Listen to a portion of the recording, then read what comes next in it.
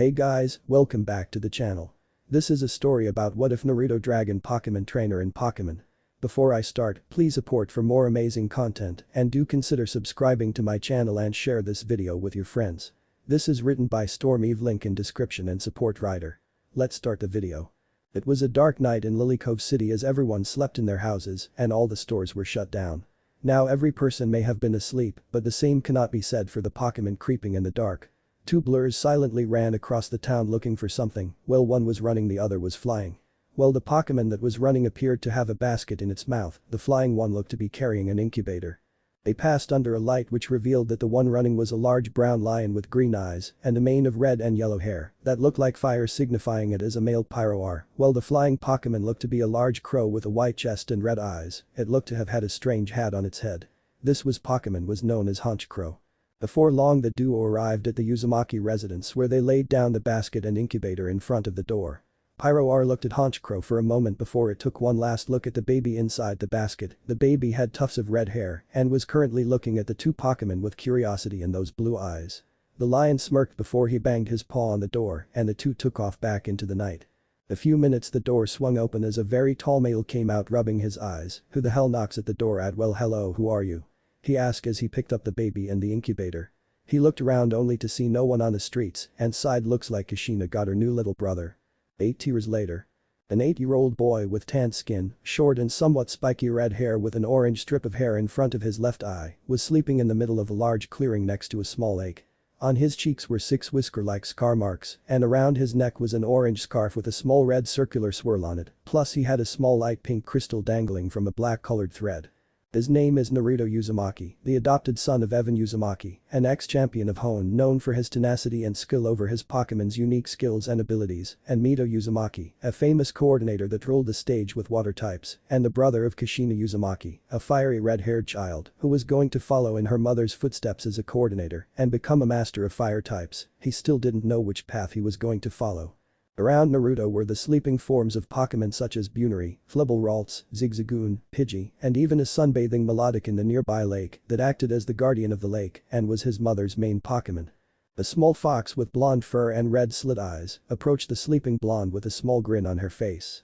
It was followed by a 6-tailed golden fox, along with a white swan-like bird that had silky-like wings that wrapped around its body, and a small ferret-like creature with brown and light brown colored fur. Then Fennekin, the blonde fox stated, waving her tail around. "All?" The golden-colored fox asked with a tilt of her head as her fox counterpart licked her paws. "Swanna," the swan sang as he flapped his wings and patted the head of the small ferret-like Pokemon. The ferret ran over to the boy before curling up in a ball on his chest. "Ferret." The other 3 Pokemon face-palmed before they shrugged and decided to take a nap with said boy. Swanna placed its body under the boy with care as to not awaken him, while Vulpix curled up at his side and Fennekin decided to take a nap on his shoulder. A few minutes later a girl around 10 with long red hair dressed in an apron and jeans walked into the clearing with a clearly annoyed expression on her face. She had amethyst purple eyes and a roundish face that went along nicely with her lightly tanned skin. Around her neck was a purple diamond that sparkled beautifully in the sunlight. The girl huffed before she walked over to the sleeping Naruto before crouching down and placing her mouth next to his ear. "Wake up." The Pokemon all jumped in fright as the wild ones fled, flew or dived away from the redeed. The 4 from earlier jumped along with red-haired youth. Naruto looked up with blue eyes to see Kushina staring down at him with a small smile on her face. "Hey Kushina-nichan, what's up?" he asked a bit nervously as her smile turned all too sweet. A demonic mask appeared behind her that radiated death and pain. "Run." Naruto bolted like a Zubat out of hell and ran back home while being chased by his older sister who was threatening him along the way. Before long Naruto bolted through the open door of the Uzumaki household until he was clotheslined by an older red-headed female in her late 20s. "What did I say about running in the house?" she yelled before she delivered another clothesline to Kushina. This was Mito Uzumaki, the mother figure to both Uzumaki children. Her hair was the same shade as Kushina's, but hers was done into 2 buns and even their eyes were the same shade of purple. "And you?" She turned around as fast as lightning and glared at the Pokemon that tried to sneak past her, especially her Swanna. "I thought I asked you bring them back." "Mito-chan, ease up on them," a man in his late 20s said from the nearby couch. He had short white hair, somewhat pale skin, and easily towered over all 3 Rhyhorns at an impressive and at the same time scary 6'4". His eyes were a sparkling green and had a clean-shaven face. He was built like a pro boxer and fought like one too. This was Evan Uzumaki, the ex-champion of Hoenn who retired after 10 years as champion and never losing a fight. His fur it ran up his leg and curled around his neck. Naruto probably just fell asleep in the forest like he always does.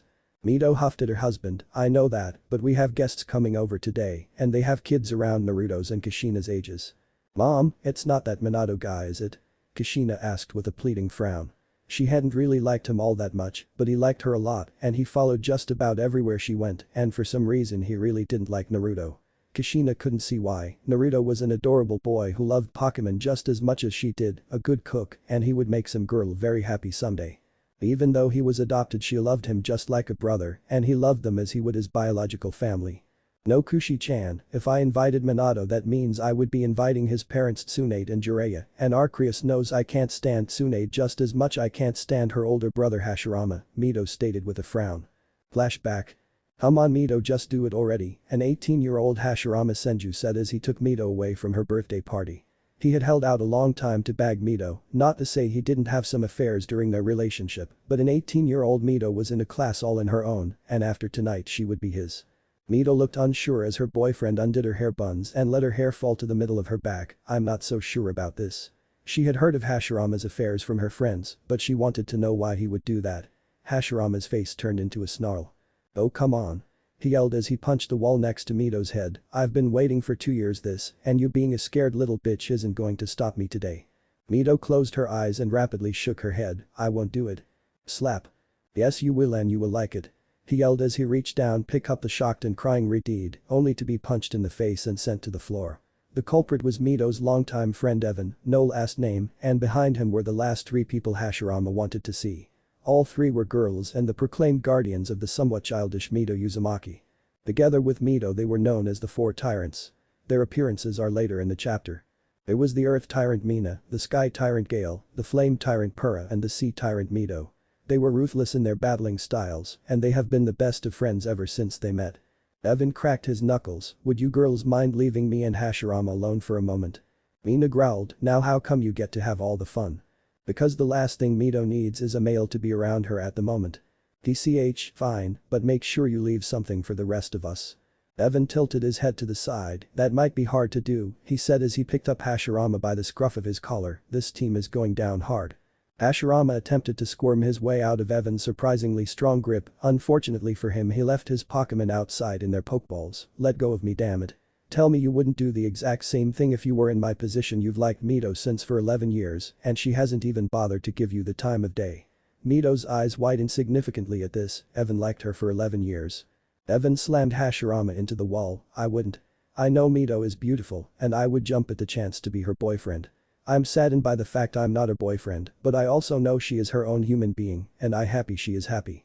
You made Mito cry Hashirama and now you've lost 2 things. The first is you've lost the kindest woman ever. Mito blushed in response. What's the second? The Senju asked before he was punched in the stomach with all of Evan's might actually leaving Hashirama in crater on the wall.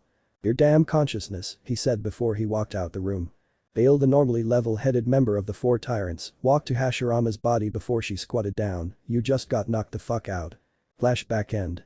But up until this day Hashirama had always tried flirting with her every time Tsunade invited him to one of the Uzumaki's parties and for some damn reason, Tsunade had been trying to hook them up, maybe it was because Tsunade herself had a crush on Evan when they were kids and she had actually married Jiraiya in an attempt to either make Evan jealous or to replace him.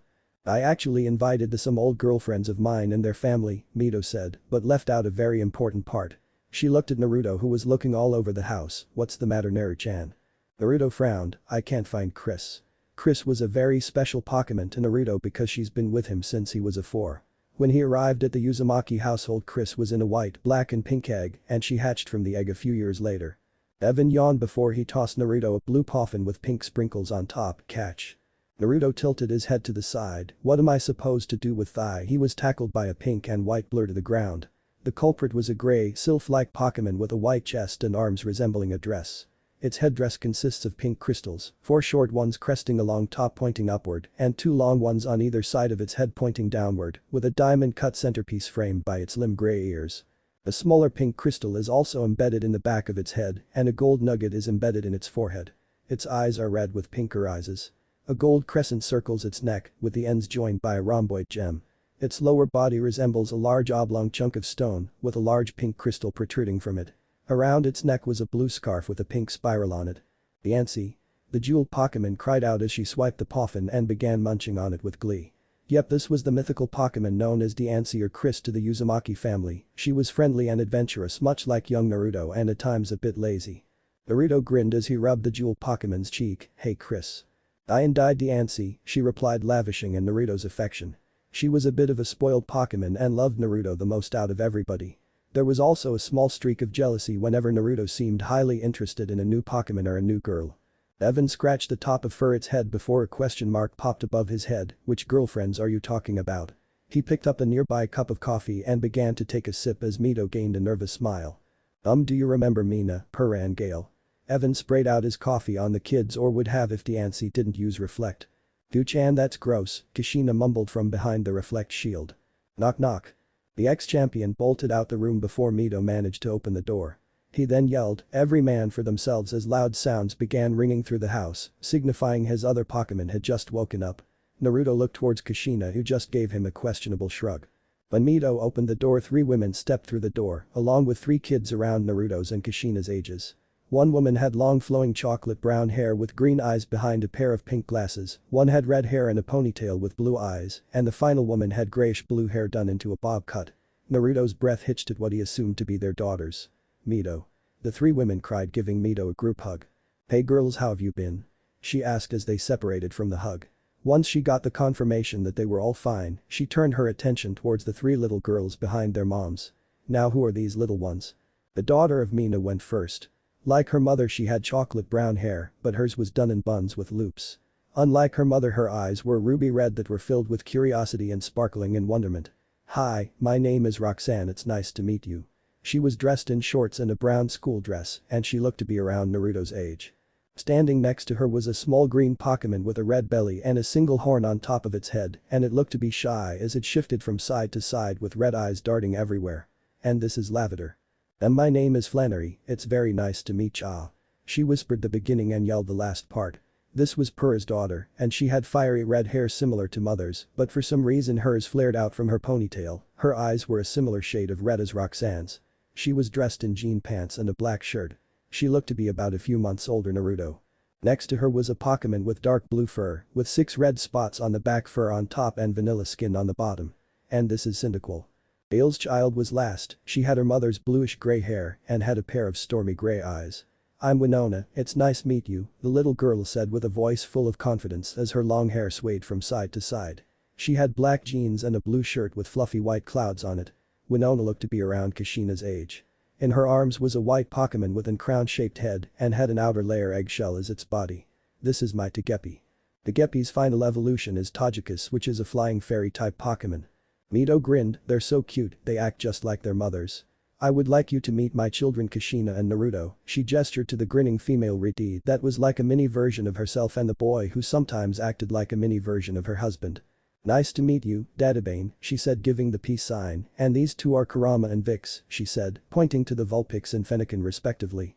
Hi, Naruto said with a small wave, nice to meet you, this is Chris, he said, pointing to the Diancie who just scoffed and turned away. Sorry about that, Chris doesn't like anybody right off the bat. The Diancie floated behind his back and glared at the girls over his shoulder. Do you girls wanna play? Kushina asked, getting a nod from them before they all ran outside to play with their Pokemon. The mothers giggled before Mina said, they're so cute, hopefully their friendships lasts just as long as ours has, and now she took her glasses as her expression turned deadly. Where's that wimp of a husband of yours, Mito? I heard that you brute of a woman. Evan yelled out from his hiding spot. Mina's gaze turned murderous, your scrawny ass is mine now. She yelled as she ran to the sound of Evan's voice, and a few moments later loud crashes were heard throughout the house. Purra soon followed to stop the conflict that was sure to escalate once she said the wrong thing again. Mito laughed, some people never change, right Gale? Gale? Hey, stop eating all the ice cream. But the kids in a clearing. Larvitar, the rock type, said as Naruto pet her forehead while Togepi was sleeping in his lap, and Cyndaquil, Chris looked at the 4 before she pouted and crossed her arms again. Kushina's sweat dropped, Chris really did love her trainer, she just hoped her little brother would manage to find a girlfriend someday. Roxanne looked on in wonderment, that's amazing. Larvitar has never been so open with strangers before. Cyndaquil has always been so timid around people other than myself ever since he hatched from his egg, Flannery said in wonder as the flame mouse Pokemon curled up in a circle next to the male Rhyhorn. Winona agreed, I'm more surprised he got the Geppy to sleep, she's usually very hyper and will never hold still. Kashina smiled fondly as she scratched Kurama's and Vix's ears, that's one of Naruto's talents he's had ever since I can remember, in his presence all Pokemon become a bit more relaxed, unless they're really angry, and when Naruto sings everything is quite peaceful. Naruto smiled as he looked at the three girls, you three take really good care of your Pokemon, would you like to be friends? He asked with a tilt of his head. Behind him Chris shook her head no and waved her arms around erratically, the girls nodded much to the dismay of the Diancie. Diancie C. The jewel Pokemon whined in response before Naruto's unoccupied hand pet her forehead. Chris squealed in delight under Naruto's touch and sat down beside him getting the girls to giggle in response. What are your dreams? Naruto asked, mine is to become the strongest trainer or maybe the strongest coordinator, meet all the Pokemon in the universe, and have a really big family. Roxanne poked her fingers together, I want to be a teacher, a gym leader and the strongest rock-type trainer alive. Flannery gave a wide grin, I want to surpass my grandpa who was a member of the Elite Four and run my own gym. Winona smiled fondly, I want to soar in the skies with my Pokemon and meet all flying-type Pokemon. Kashina put her finger to her temple, I'm not really sure, but I want to surpass Kacchan and Tuchan in some way. That's Naruto began until a loud rumbling began reverberating through the clearing. The source of the sound was charging through the forest as many trees were being knocked down. The sound grew closer before a horde of large rocky grey rhinos came charging at the children, they were known as Rhyhorn, and they lived in the safari zone that was nearby, but there was something different about these Rhyhorn, their normally red eyes were misty and purple, and they looked to be quite angry. Everybody move. Naruto yelled as the children and their Pokemon attempted to run, but unfortunately everywhere they ran, they were followed by the rampaging Rhyhorn. I wonder Naruto thought before he split from the kids, and his hunch was right as the Rhyhorn followed him. Naruto. Kashina yelled as her little brother led the Rhyhorn away. I'm fine, go get Kacchan and Tuchan and keep Chris with you. He yelled back as the Rhyhorn started gaining on him as he is still an 8-year-old kid. The chase lasted for a few minutes until a small brown bipedal bunny with two tufts of light brown fur at the top of its ears, its feet and around its bottom, stumbled into the clearing, it looked like it had just came out of battle, if the cuts and bruises were anything to go by. Damn it, he muttered before he picked up the bunny and continued to run. Bunary? The bunny Pokemon asked weakly as it watched Naruto run away from the Rhyhorn. Naruto continued running until one of the Rhyhorn had gotten smart and decided to use Rock Throw at the running Rhyhorn, causing him to trip and fall while trying to protect Bunary. When he stopped rolling he looked up to see the Rhyhorn only a few yards away from him, he heard people shout his name as his parents, sister, new friends and their moms, Pokemon ran to aid him, but they would never make it there in time, and the Rhyhorn were too close for one of their Pokemon to use a long-range move. Everything slowed down as the Rhyhorn were now nearly on top of him, and with the sheer number of them it was highly unlikely that he would survive, so he tossed a Bunary near his parents so it wouldn't get trampled. Naruto. Diancie. Chris was the last thing Naruto heard as everything went black and a blinding flash blinded everyone. And because the light blinded everyone no one could see Naruto's eyes turn golden and became slits. When the light died down everyone was shocked to see that Naruto was alright and looked completely alright, but it was even more surprising to see him laying down face first in a crater about 8 yards wide, with Rhyhorn knocked out all around him. What the heck just happened? Mina asked as they ran towards the fallen retreated male. No one could answer the question, but Evan had a thinking expression on his face. He had felt something like this in his earlier years as a trainer. Naruto, could you be?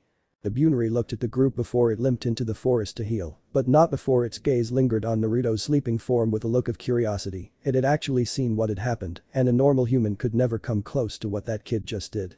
This would be the last time the Bunary would see human for a long time. -6 years later. Nai-chan. Nai-chan. Wake up.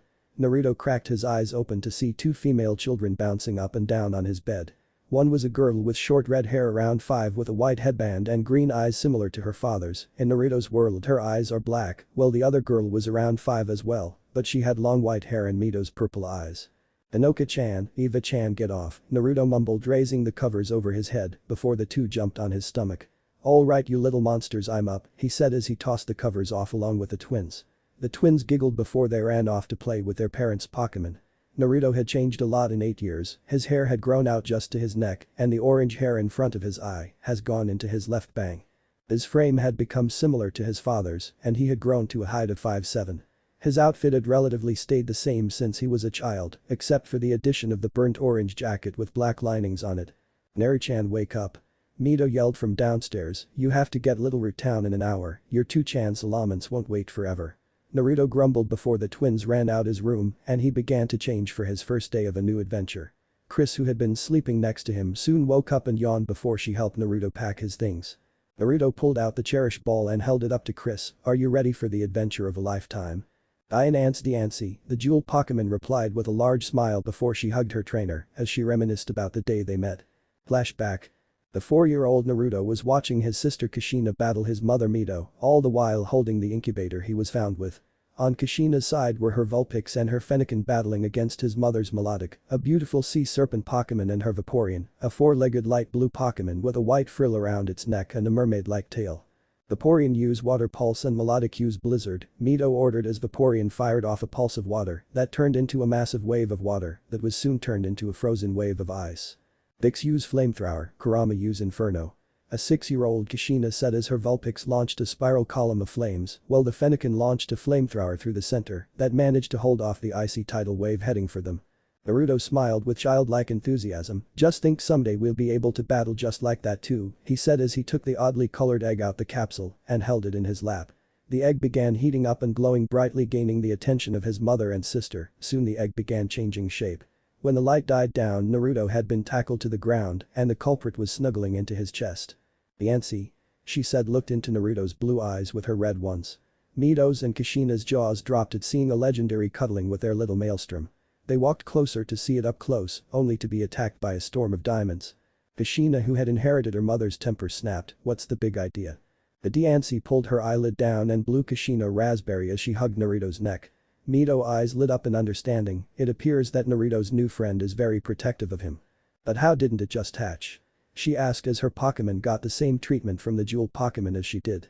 "It did, but I also know that ever since he could talk he has done so to that egg every day," Mito said as she remembered peeking on Naruto right before he went to bed talking to the egg. Naruto rubbed the jewel on top of Diancie's head. "You deserve a name, so I think I'll call you Chris. How does that sound?" he asked as the Diancie cheered in agreement. Then flashback. Naruto smiled as returned Diancie to her cherish ball before he ran downstairs. "Break. Do you have everything?" "Yes, Ka-chan. An extra pair of rations to last you until you get to Petalburg City." "Hi. You got your extra pack of clothes?"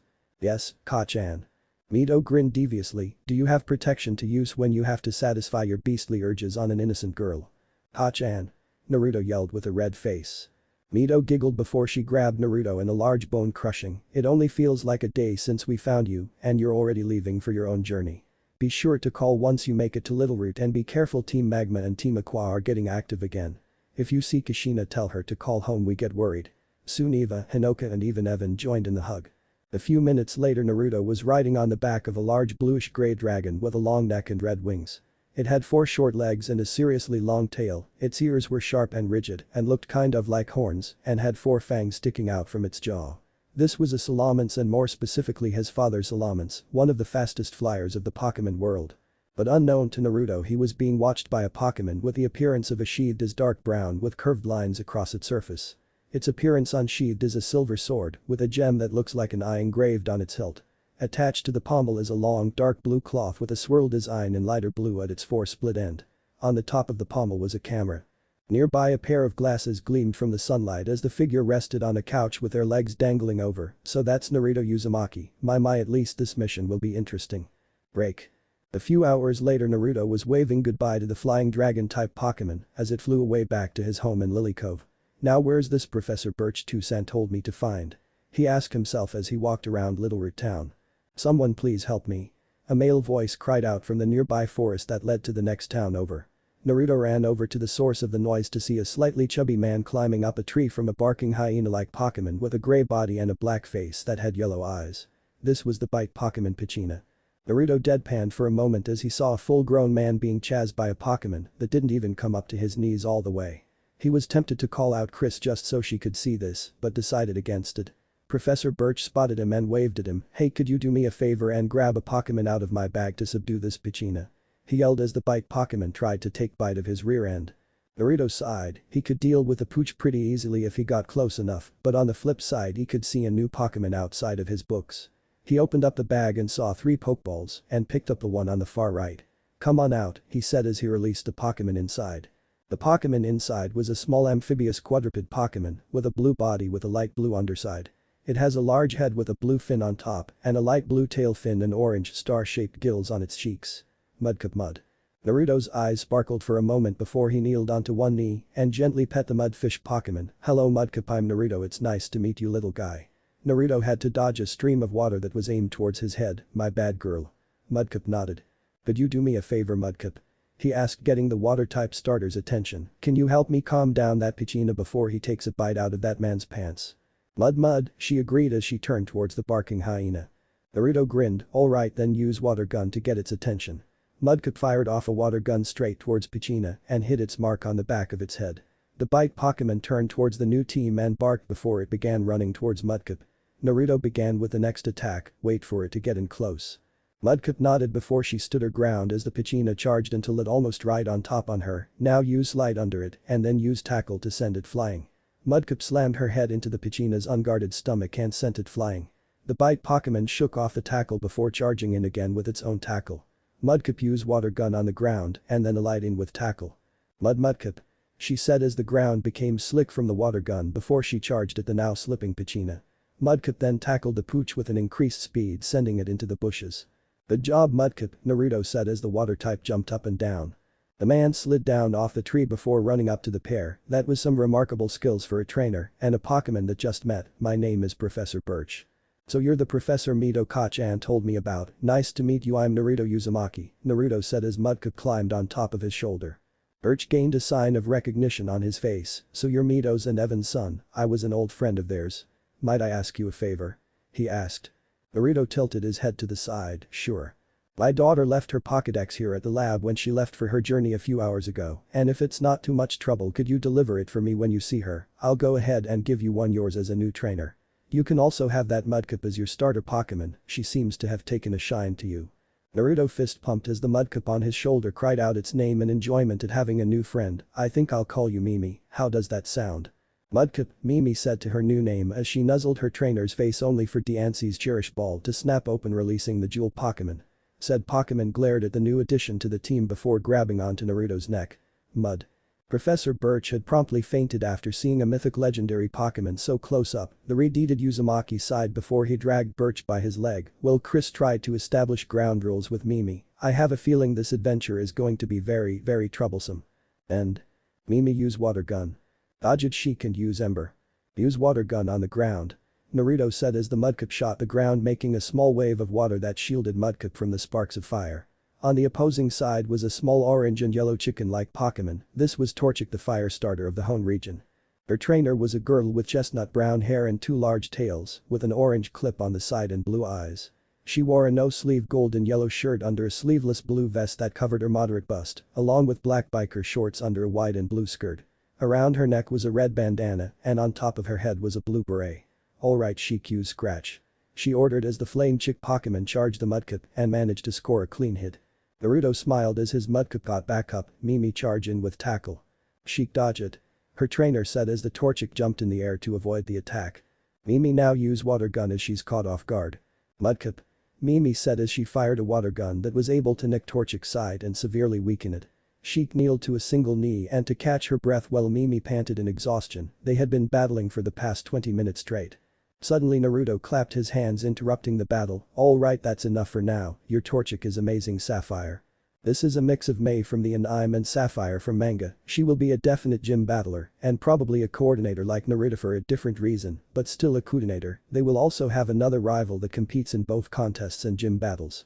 "I guess so," she said, a little bit miffed at their battle ending early. Sapphire full name was Mei Sapphire Birch, but her friends and family called her Sapphire. She had challenged Naruto to a battle after he delivered her the Pokédex that she had forgotten in her rush to begin her journey. Sapphire was pleasantly surprised when Naruto turned out to be an amazing battler. She would make him a rival if no matter what. And he was nicer than that trainer she had the displeasure of meeting a few days ago. "What's your dream?" Naruto asked as he pet Mimi behind her fin. Sapphire pondered for a moment. "My dream is to become the best trainer in the whole world and become the champion of Hone." she stated with passion and flames roaring behind her and her torchic. Naruto chuckled to himself, that's a pretty good dream, but what? She asked. But you're going to have to defeat me first, so don't lose to anyone but me, he said with a challenging grin that was soon matched by Sapphire's own challenging grin. Same goes to you Naruto, you better not lose unless it's to me, got it? Got it, and are you going to be competing in the junior tournament in Rustboro City for new trainers? The Redeed asked, getting Birch's daughter to nod in response. I'll be seeing you in the finals then Sapphire, Dadabang. He quickly covered his mouth, but it was too late as Sapphire just stared at him. The FFFT, wahaha. She laughed at Redeed, whose face matched his hair. Oh my gosh, that's so freaking funny, you have a verbal tic. Shut up. The flustered Naruto said as Mimi nuzzled his stomach and Sapphire's cheek was on its back laughing its feathered rear off. Sapphire's laughing slowly died down, oh come on, your verbal tic isn't that bad, it's actually kinda cubic, I mean it's fine, people have verbal tics, she recovered, and if Naruto heard the first part, he didn't say anything about the comment.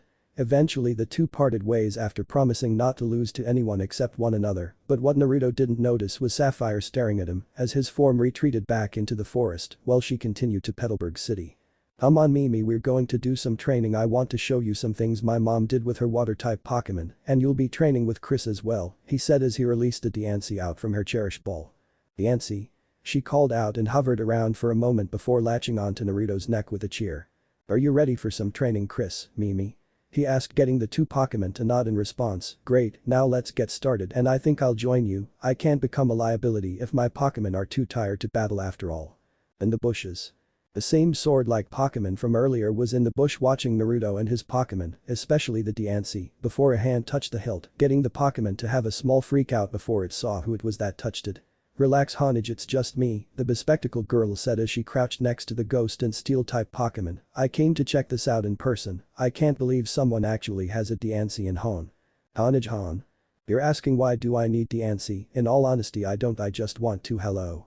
She yelled but still managed to avoid detection. What caused her to yell, you might ask? It might have been Diancie creating diamonds worth more than a home in Lilycove City out of thin air. It might have been the fact that Naruto was currently fighting his Pokemon with what looked to be little effort. But it was probably the fact that Naruto was only dressed in a black t-shirt that had just been sprayed by water, causing it to cling to his form. I'm really glad I followed this lead now, she said as she pushed her glasses up intent on burning the image in her mind. You can't really blame her, she hadn't been even around guys all that much. The only guy she had actually been around for her entire life was her father, and he hadn't exactly had been fond of guys looking at his little girl even before she became developed. The ghost sword Pokemon sighed before returning to watch Naruto. 2 hours later. Alright, good job you two, Naruto said as he patted the two Pokemon on the head. Chris had a thin layer of sweat on her whole. Mimi was trying and failing to stay awake, both Pokemon glared at Naruto. He was not a slave driver, but he trained them enough to push their limits, he made sure they didn't specialize in any one category in particular, and even made them use moves in ways they never would have thought of. For Chris, he improved her control and power over her diamonds and her speed to the point where she could control the number of diamonds made and their passive trajectory.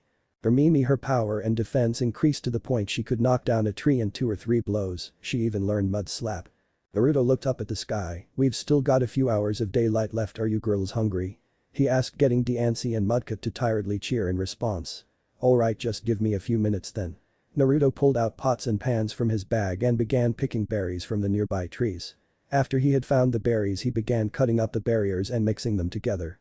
A few minutes later, the smell from what Naruto was cooking began to attract wild Pokemon from the forest, such as Izagoon, Talo, Pichina, Shroomish, and a few Ralts came into the clearing. Even Honage and the girl in the bushes began to grow hungry from the delightful smell, and Chris and Mimi were eagerly awaiting for their food. When Naruto was done, he looked around to see so many hungry Pokemon around him. I guess you guys want some too? He asked as their stomachs rumbled in response. Alright, just give me a few minutes. He couldn't leave these Pokemon hungry, they might try to steal Chris's and Mimi's food, and then they would get into one big fight that he didn't want to deal with. By the time Naruto was finally finished, he had made 8 orange berry Pokemon food and even berry sandwiches and a few bowls of ramen for himself. He had even made food for the creatures hiding in the bushes. Go ahead and eat up, he said before the Pokemon charged in and grabbed their own berry-themed food item before running back into the forest. Chris and Mimi had snatched a sandwich and some Pokemon food before they were all gone. Chris dug in and began eating at a ravenous pace, while Mimi sniffed the food first. Mud. Chris looked at Mimi with a slightly less angry look than she gave the mudfish Pokemon earlier. "Die see Diancie die," she said as Mimi took a bite out of the food her new trainer had made. Mudkip gained a starry look in her eyes before she devoured the rest of her food, getting Naruto to chuckle at his two Pokemon. Loudred. A yell sounded out from the forest. The yell was followed by a large blue boxy shaped bipedal Pokemon with a stubby nose above its prominent mouth. It has two circular ears on the ends of short stalks. The ear insides ringed with black and purple, and the back of the ears ringed with black. It has arms with 3 fingers and short legs with 2 peg-like toes. There is a yellow circle on each foot's underside. Its back has a yellow pattern that resembles sound waves. Its eyes were a misty purple just like the Rhyhorn all those years ago. Naruto pulled out his Pokédex and held it up to the raging Pokémon before it replied in a computerized voice. Loudred, the big voice Pokémon. Loudred's bellowing can completely decimate a wood frame house. It uses its voice to punish its foes. This Pokémon's round ears serve as loudspeakers, the shock waves from its cries can tip over trucks. It stamps its feet to power up. Gender male. Level 20. Moves. Uproar, Stomp, Astonish, Take Down, Hyper Beam. What the heck is a Loudred doing near Petalburg City? They're supposed to be near Rustboro City. Because of the tunnel that has all the Wishmer, one has to evolve at some point. Loudred's eyes locked onto Naruto before it charged at him with a takedown. The Redeed dived out of the way with his Pokemon in tow, and the raging sound Pokemon crashed into the trees. But unfortunately it only seemed to make it angrier. Chris used Diamond Storm, Mimi used Water Gun. He ordered as he dodged another one of Loudred's takedowns. The two Pokemon nodded in unison before the Mudkip's Water Gun unbalanced the Big Noise Pokemon before a Diamond Storm knocked it off its feet and into the trees.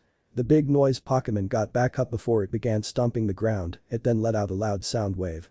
Naruto and his Pokemon covered his ears. Damn it, this is Loudred's uproar, and it only gets louder as time goes on. Mimi used Mud Slap while its mouth is open. The Mudkip nodded before she kicked up a glob of mud in the Loudred's mouth, getting it to hack and choke.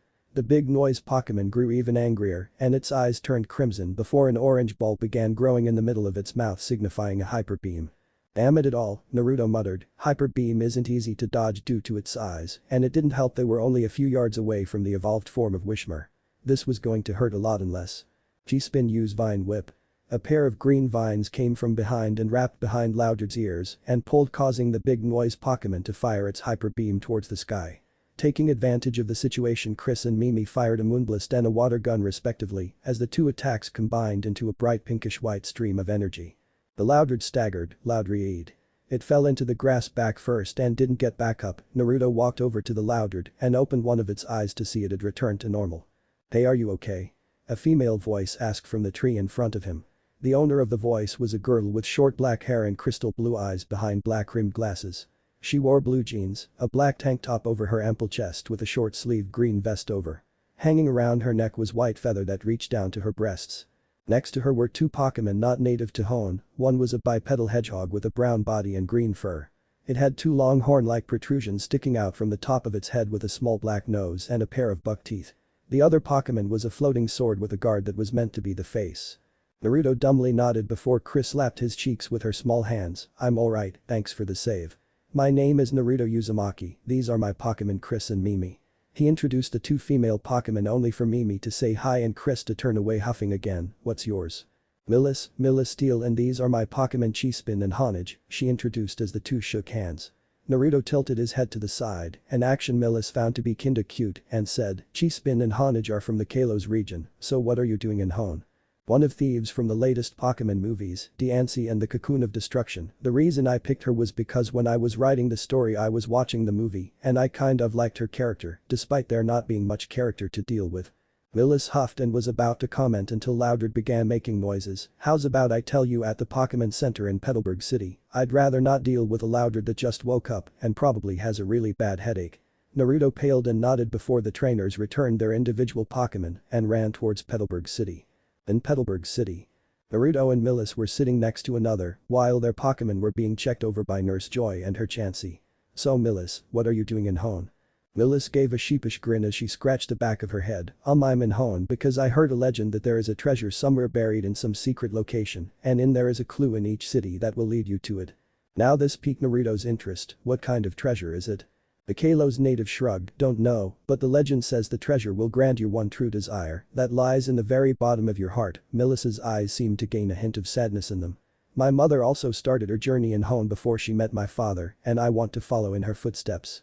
Sorry for bringing the subject up, Naruto said with remorse. He loved his Ka-chan and Tu-chan very much, but he couldn't help but wonder who his real parents were and if they were still out there. But for some reason he couldn't hate them, they found him a good home and gave him with Chris. It's alright you didn't know, so why don't you tell me a little about yourself, Naruto? Alright, my name is Naruto Uzumaki, future champion of Hone and one day the strongest trainer in the world. I love Pokemon and I want to surpass both my parents and my sister, Naruto said with confidence before he was bowled over by an overexcited Chris and Mimi. Your Pokemon are all healed, Nurse Joy said with a small laugh. This Pokemon Center was run by a mother and daughter duo, and this Nurse Joy was the daughter as she was only around 18 years old. Milis laughed before her Chispin and Honage were brought over by Nurse Joy's Chansey. Naruto sat up with Mimi on his head and Chris in his arms. You two are clingy, has anyone ever told you that? He asked. Mimi just looked at him like he was an idiot while Chris was trying to act innocent, but the devil horns and the pitchfork tail were making it quite difficult to believe the fairy rock hybrid Pokemon. Milis smiled at the scene before Chispin tugged at her sleeve and began pointing at the Redeed and his Pokemon while calling out his own name. Chispin, that's a marvelous idea, she whispered before she got her game face on. Hey Naruto, you're going across Hone to challenge the gym leaders, right? Milis asked a bit timidly. The Redeed nodded before Milis poked the tip of her fingers together. Do you mind if I join you on your journey? Naruto pondered for a moment. I don't see why not, besides Chris and Mimi have seemed to take a liking to you. Mimi said her own name in agreement while Chris gave Milis the most evil glare anyone's ever seen before the Diancie turned her nose away like she had smelt something bad rotten. Cheeky little princess, Milis thought with a tick mark. The doors to the Pokemon Center slid open and a group of trainers came running and holding their injured Pokemon in their arms. The mother Nurse Joy was immediately taking the Pokemon and putting them on the stretchers while mumbling to herself, let's see, no claw markings, energy drained, traces of electricity and burns. The daughter Nurse Joy turned on the trainers with an angry scowl. You went after that Pokemon, didn't you? I've warned you time and time again that Pokemon is far too dangerous for you to catch. She yelled. Naruto's curiosity got the better of him and he decided to ask about that Pokemon. Hey Nurse Joy, what's that Pokemon? He asked, getting the daughter to take a break and tearing the trainers a new one. Let's just call the daughter Sonia. Sonia sighed. That Pokemon is a very special case. It was abandoned by its trainer in Petalburg Forest while it was poisoned by a dustox. It eventually stumbled back in front of the Pokemon Center where I healed it. But because of that it doesn't trust anybody besides me and Chansey, and trainers who try to catch it are always beaten quite easily. I've warned trainers to avoid, but they don't seem to listen. Naruto's fist clenched. I may not be able to understand releasing a Pokemon, but I know releasing it while it was injured is just wrong. He said before he locked eyes with Chris and then Mimi. She gave him a quick nod before getting out of his arms and floated next to him. Come on, let's go. Wait a minute, Milis said, grabbing his shoulder. Didn't Nurse Joy just say that the Pokemon doesn't trust strangers? Stop and think for a minute, what are you going to exactly do anyway? I want to help it. And how exactly are you going to do that? I'll find out when I get there, Naruto said as he ran off to go find the Pokemon. Nurse Joy came up and patted Milis's shoulder. I hope he knows what he's doing. Naruto came back with his head down. Where exactly is the Pokemon? Apparently not, Milis said with a finger on her forehead before Nurse Joy pointed east and he took off running again, but this time Milis followed. About 10 minutes later. Naruto and Milis arrived at a clearing and found a strange sight. It was a small Pokemon in a white dress. It had blue hair and a bowl shape that covered its eyes and a large orange horn sticking out from the center. It was surrounded by trainers who had Zigzagoon, Pichina. Naruto pulled out his Pokédex and checked the one in the center for information. Ralts, the feeling Pokemon. Ralts senses the emotions of people using the horns on its head. This Pokemon rarely appears before people. But when it does, it draws closer if it senses that the person has a positive disposition. Ralts gender. Male level 10. Moves. Confusion, Ice Punch, Thunder Punch, Fire Punch, Teleport. So it's a shiny Ralts, Naruto said before the trainers began attacking. The Ralts ducked under a tackle from Zigzagoon and launched an icy blue punch at its unguarded stomach before smashing a yellow-colored fist in the jaw of an incoming Pichina. The trainers tried attacking in groups, but not even that worked as Ralts caught the Zigzagoon in a confusion and used them as shields against the Pichina. Ralts, the feeling Pokemon said before freezing the ground with an ice punch and made all the Pokemon slide. The trainers were about to call on their other Pokemon only for a blue force to grab the balls and toss them back towards the outer layer of the woods. Said trainers ran after picking up their injured Pokemon back towards the Pokemon Center to heal their Pokemon and get an earful from Nurse Joy. Ralts turned towards the bush Naruto and Milis were hiding in and called them out. Naruto stood up first with both hands up and calmly walked towards the shiny Ralts, but it wasn't necessary. Ralts couldn't sense any negative intent in the redeed. This doesn't mean Ralts am trusted at all, some people could hide their intent. So you're the one doing all the damage to those Pokemon, aren't you? He asked even though he already knew the answer. He sat down next to the unusual Ralts. This Ralts wasn't shy like most normally would be. Naruto then patted the spot next to him for Milis and their Pokemon to come get acquainted, the psychic fairy hybrid. The Ralt shrugged before he noticed the female and other Pokemon walking floating towards them. He slightly tensed as the rock fairy type floated towards him. Chris was stronger than all the other Pokemon in sight. So how did it feel when your trainer abandoned you? Naruto asked before he leaned out the way of an incoming fire punch. Ralts raw Ralts. The shiny feeling Pokemon said as he tried to punch the redeed with his elemental punches. How dare this trainer ask him that question? His first trainer was nice at first until he had lost a match against Norman, the Petalburg City gym leader, and afterwards his trainer just tossed him to the curb with an ultimatum. Either get lost or come back in a week stronger than ever. Ralts chose the latter and went to the forest to train, especially in his attack and speed. After a week he rejoined his trainer and all was right for a few hours until his trainer had decided to stumble into a nest of Shroomish lead by a very strong Breloom. One fight later and Ralts was poisoned by a poison powder. His trainer's exact words were, "I can't believe I took you back, you've been useless before, but now you're just dragging me down. So see you later, you waste of space." He should have seen it coming, he is the feeling Pokemon after all. He had done something he hadn't done in a long time, he cried. The Breloom and Shroomish felt sorry for the poor Ralts and had decided to at least help him get to the Pokemon Center where that nice pink-haired lady and her Chansey healed all Pokemon. But after that he couldn't trust people, it didn't help that trainers kept coming after him. How about we make a deal? We battle and if I win you come along with me and my friends and I'll show you not all trainers are bad. And if you win I'll make sure no trainer ever bothers you again. Ralts looked at Naruto and pondered the thought for a moment until Naruto continued, if you don't take this bet then there's a pretty good chance you'll evolve into a Kirlia and then a male Gardevoir. Ralts. The feeling Pokemon called out, getting into a battle stance. Chris floated next to Naruto with a cry of her species ready for battle. Alright Mimi, are you ready? Naruto asked. Mudkip. Mimi said as she leaped in front of the blue-eyed redeed while the jewel Pokemon looked absolutely crushed. Chris looked at Naruto with fake teary eyes and started pointing at the Ralts and Mimi, Diancie die see Diancie. Naruto held up his hands, well it wouldn't be fair, you're so strong and battling Pokemon like this would be good for Mimi. Diancie still had the fake teary eyes that were beginning to well up and she started to fake sniffle. How about I give you Poffins tonight? Diancie? Chris asked with one eye peeking out from behind her sleeve. Find that too, he said as Diancie smiled brightly. Alright Mimi, use water gun. He ordered as the mudfish Pokemon fired off a stream of water that the Ralts was able to dodge. Ralts came in with a thunder punch to try and end this in one shot. Dodge and use mud slap. Mimi dodged the incoming thunder punch by a hair before kicking up a club of mud at the shiny feeling Pokemon at extremely close range. Ralts. Ralts cried out as he tried to rub the mud out of his eyes. This was a mistake as the Mudkip got a free tackle to the gut, making him skid along the ground. Milis's eyes were rapidly watching the two Pokemon go at it while her eyes kept flickering onto Naruto. He's quick on his feet and it looks like he's raised his Pokemon remarkably well despite only having Mudkip for a few days. Looks like this will be much harder than I originally thought. Good job, now use water gun again, the redeed said as Mimi shot off another shot of water. But unlike the other water guns, Ralts used confusion to stop it dead in its tracks. With a cry of his name, Ralts redirected the water gun back at the water type starter and scored a hit.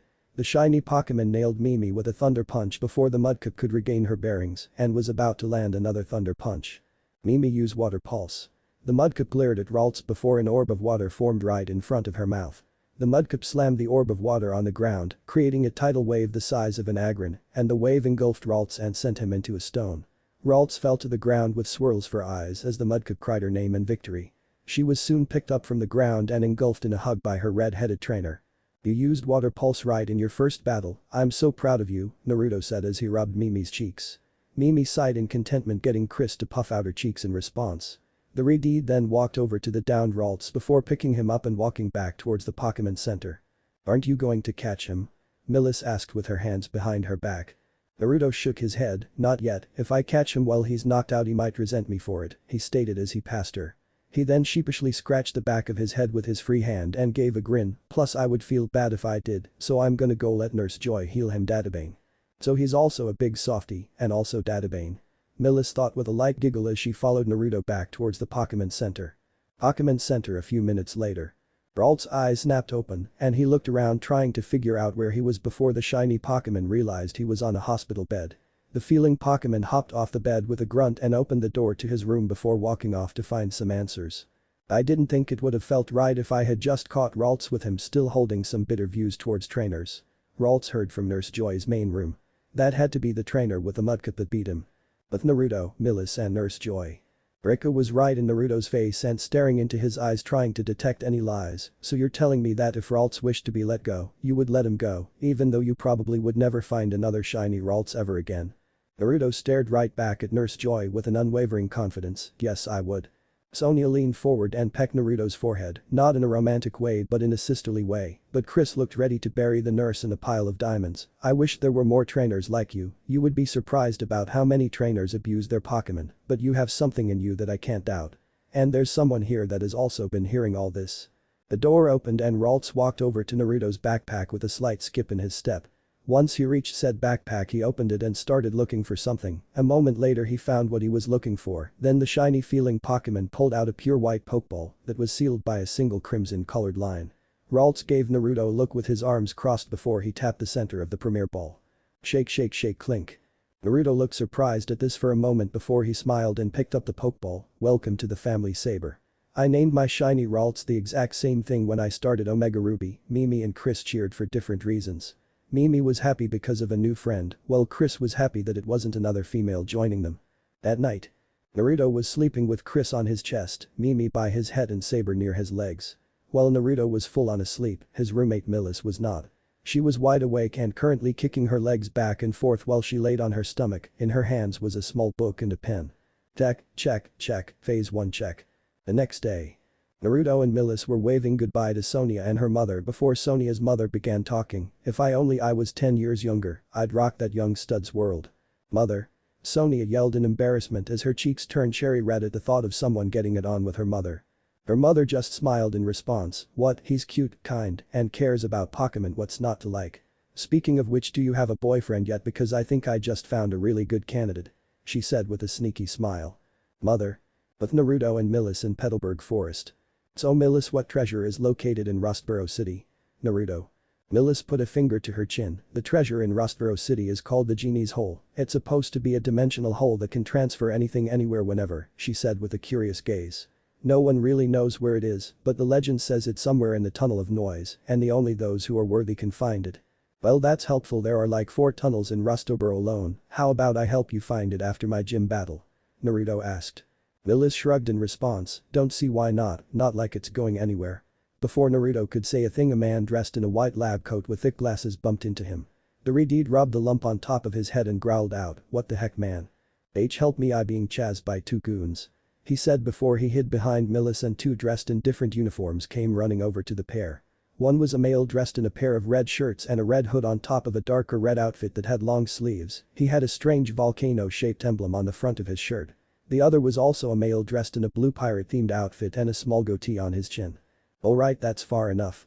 The one in red yelled before being shoved by the pirate wannabe, so just go ahead and give me the Devon goods. The man in the red got back up before he butted heads with the pirate wannabe. Get out my way, you sea-loving bastard. Make me, you land-humping pervert. Ocean-dwelling pedophile. Dried up 10-year virgin. Hey.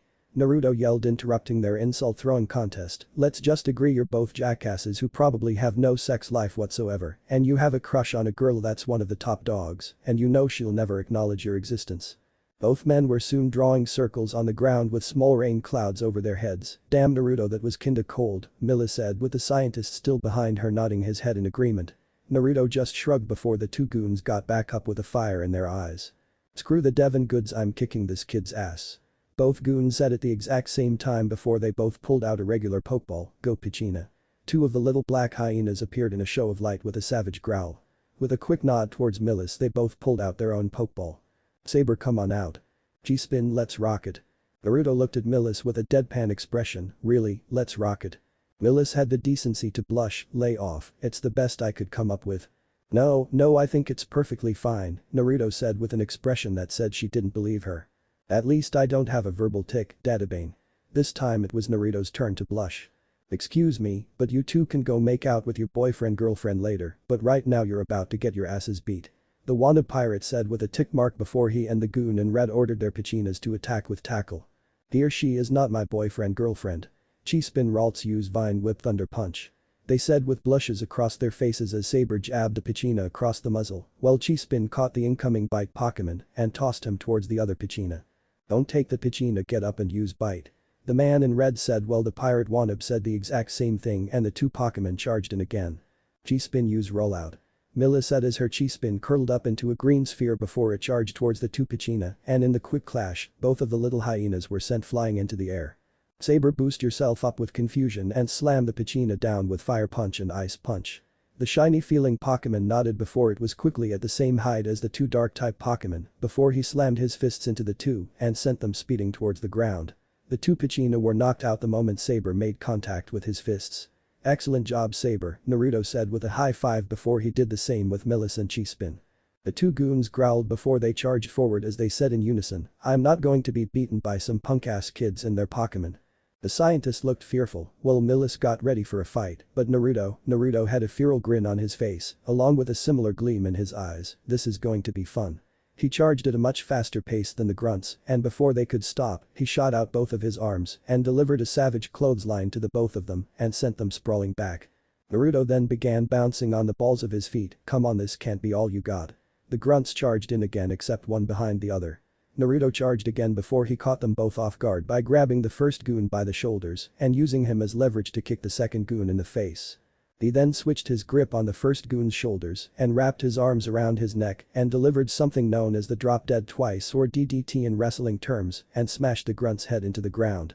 With a quick grunt Naruto flipped onto his own 2 feet and dusted off his pants and jacket. Alright now that that's taken care of come on Rustboro is only about 30-45 minutes away, he said with a fist pump as his eyes and grin back to normal. Milis, Saber, Chi-spin and the scientist had to pick up their jaws off the ground before they began hounding Naruto with questions. At the top of a nearby tree a figure with a Wishmer in her arms was positively surprised at Naruto's actions. Could he be the figure didn't finish the thought as they let their mind wander. Wish, the noise Pokemon said gaining her mother's attention. I'm alright Aster, I'm just thinking we may have found you a papa, the now revealed female juror said as she licked her lips sensually. This is going to be a mighty fine hunt. Story end. Story start. We finally made it. Naruto cheered happily as he and Milis made it to Rustboro City. The two had gotten lost in Petalburg Forest after the scientist had taken off, a few wrong turns and bam they were stuck in the center of the whole damn forest. After a few battles with trainers and a few documentation of watching a group of Wurmple evolving into Silcoon and Cascoon, they made it to Rustboro City just when the sun was beginning to set. Milis giggled at this before a vibrating sensation went off in her pocket, hey Naruto let's go ahead and go to the Pokemon Center for the night, I have to call my dad. Naruto's face turned from happy to fear to horror within a few seconds. I forgot to call my mother. Minus 10 minutes later. How the hell do you forget to call your own mother? Mito yelled over the video phone as Naruto could only cower and take it. In the background his little sisters were giggling with their own Pokemon, Mal, Hinoka, and Mary, Eva. While his father was sleeping on the couch. I'm sorry, Naruto whispered. You bet your ass you're sorry and furthermore. With Milis. What is taking you so long Milis? A male voice said to Milis as she stood in the shadows of a hallway. It's going to take a while father, Milis said to a small phone that had a little hologram of a man on top of the screen, he really loves the Diancie, it's going to be difficult getting her away from her, plus the Diancie seems to have love for him as well. That's understandable, you have exactly 1 month to capture the Diancie, or else I will come after it myself signing off, her father said before the two hung up on each other. Milis sighed before she began walking over to Naruto, only 1 month she thought to herself. So now you're going to, Mito paused as she spotted Milis who was looking over Naruto's shoulder, Naruto who is that? Naruto shrugged in response, Mom meet Milis, my traveling companion, Milis meet Mito Uzumaki, my mother. Hear you two talk I'm going to check on everyone, he said before doing just that. Milis blushed a bit as she thought about already meeting Naruto's mother and Naruto, introducing her as a companion, even if it was only for travel. Mito looked interested for a moment, turn around, she ordered. Not seeing a problem with this Milis made a slow 360-degree turn. Not bad you have a nice C-cup, a pretty face, a nice rear end, and you look to be very intelligent. I say a solid A, you may date my son. What? Milis yelled and quickly picked up the phone when the people inside the Pokemon Center looked at her funny, I don't want to date your son. Mito's gaze turned deadly, but the smile remained on her face, what's wrong with my baby, is he not cute enough, kind enough or intelligent enough for you?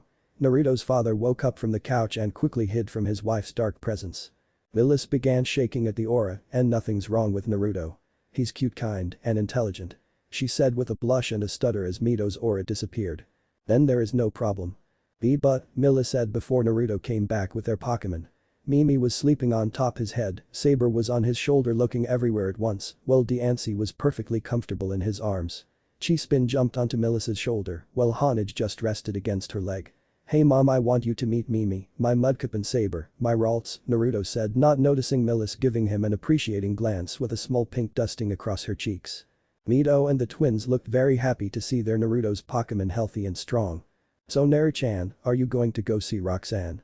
Mito asked with an unnoticed gleam in her eye as Milis's right eye twitched just a bit. "Probably, I know she'll be at the trainer school tomorrow," he said with a slight hum. The red-headed mother and son continued to talk for the next few minutes before it was time to put the twins and their Pokemon to bed.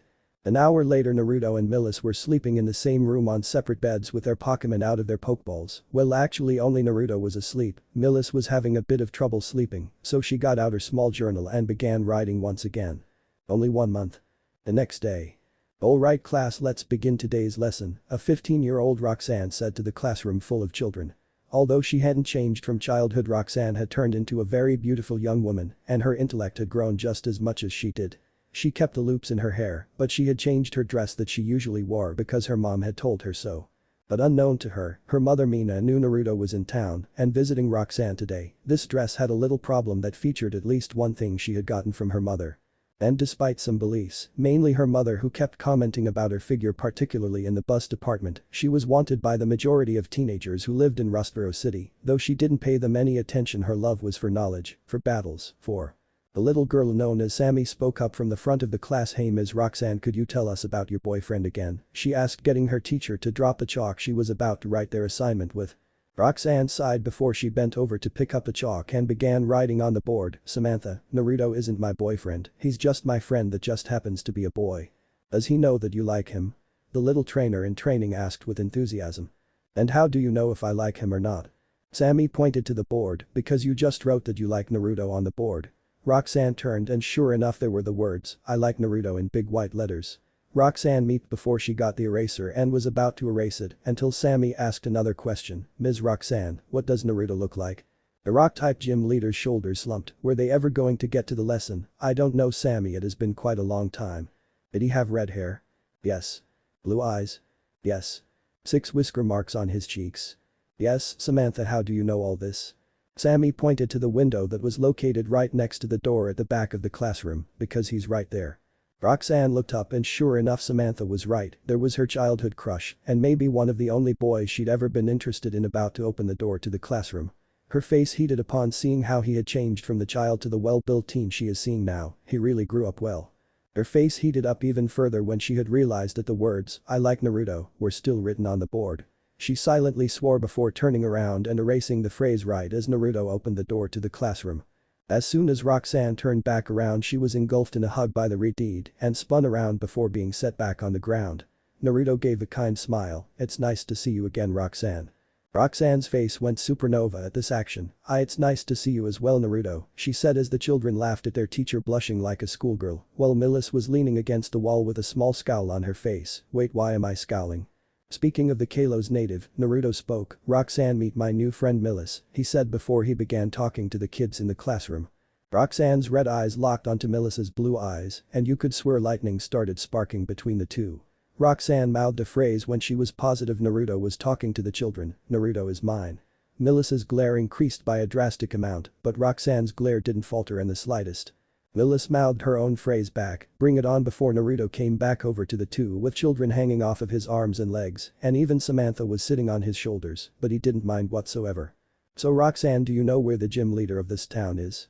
Naruto asked with curiosity. He didn't know any of the gym leaders or the Pokemon they used, it would take all the fun out of the battle if he knew what was coming.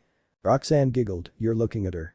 Naruto's eyes widened by a large margin and his jaw dropped slightly. "I can't believe you already became a gym leader." "Flannery and Winona are gym leaders as well," the rock-type specialist said with a confident grin. "So you want a gym battle, do you?" Naruto grinned his own confident grin. "You bet, but I'm not holding back even for a friend."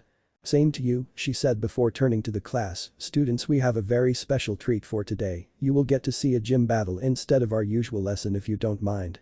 The children cheered before they all ran out the door to the arena stands, while the teenagers followed leisurely at their own pace.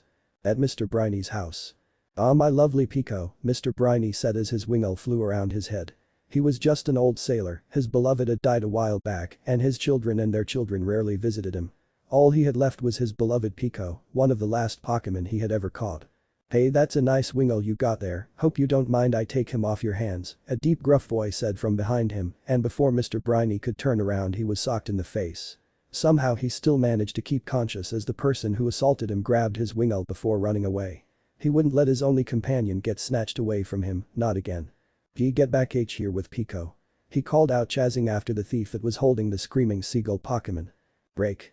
This gym battle is between Naruto Uzumaki of Lilycove and the gym leader of Rustboro City Roxanne. Each trainer will use 3 Pokemon, and when one side runs out of Pokemon the other wins. The challenger may substitute their Pokemon, but the gym leader may not. Are both of you ready? Yes. Bring it on, Databane. Damn it. Naruto, watch your mouth. There are children present, Roxanne scolded, but on the inside she was giggling at Naruto, who's had that catchphrase since they were kids just like his older sister. Begin. Let's go, Saber. The shiny Ralts appeared on the field with a cry of his name, ready for battle. Assist me, Anorith. Anorith was a greenish-gray arthropod. It had stalks extending from either side of its head, with large spherical eyes at the tips. The middle of its head was black with 2 red teardrop-shaped markings, and an X-shaped mouth is visible on the underside of its torso. Beneath its head are 2 large segmented claws that serve as weapons and are used to capture prey. On each side of its body are 4 wide appendages with red tips. The fossil Pokemon. The Redeed said as he held up his orange and black Pokédex. Anorith, the old shrimp Pokemon. Anorith was regenerated from a prehistoric fossil. This primitive Pokemon once lived in warm seas. It grips its prey firmly between its 2 large claws. Not bad, Roxanne, I'll start off first. Saber, use Ice Punch. Naruto said as Saber darted towards the fossil Pokemon at an impressive speed. But before he could land a hit, Anorith quickly vanished and appeared next to Roxanne. It's fast. The rock-type gym leader wagged her finger from side to side. Not so fast, Naruto, my Anorith is the fastest Pokemon on my team. He is not going to be able to be hit so easily. She scolded. Naruto just shrugged in response with a slight frown on his face. Well, sue me for trying.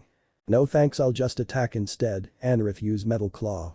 Roxanne ordered as her fossil Pokemon rushed Saber at a face pace and managed to score a hit. The fact that Saber is part fairy type didn't help, but what did help was that Saber was able to block the attack, taking only a fraction of the usual damage. Naruto and Saber grinned in response as Saber shook his arms to null the sting. Saber, let's step it up, he said as they both began bouncing on the balls of his feet.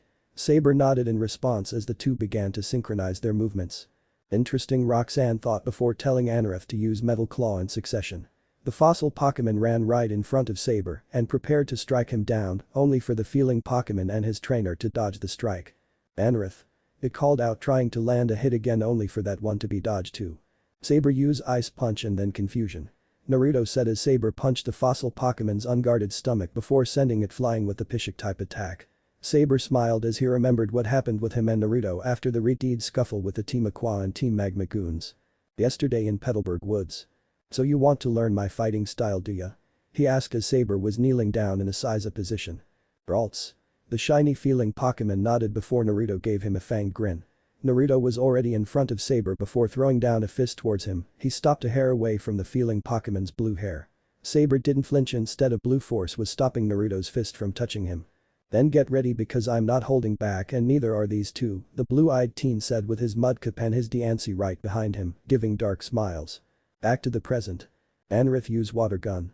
Naruto and Saber dodged to the side before Naruto began. Saber used Confusion to toss Anorith up into the air. Naruto ordered as the old shrimp Pokemon was tossed into the air. Now use Thunder Punch. Saber jumped into the air and slammed a yellow-coated fist into the fossil Pokemon and sending Anorith to the ground, getting a cloud of dust to surround it. Shake it off and use Metal Claw.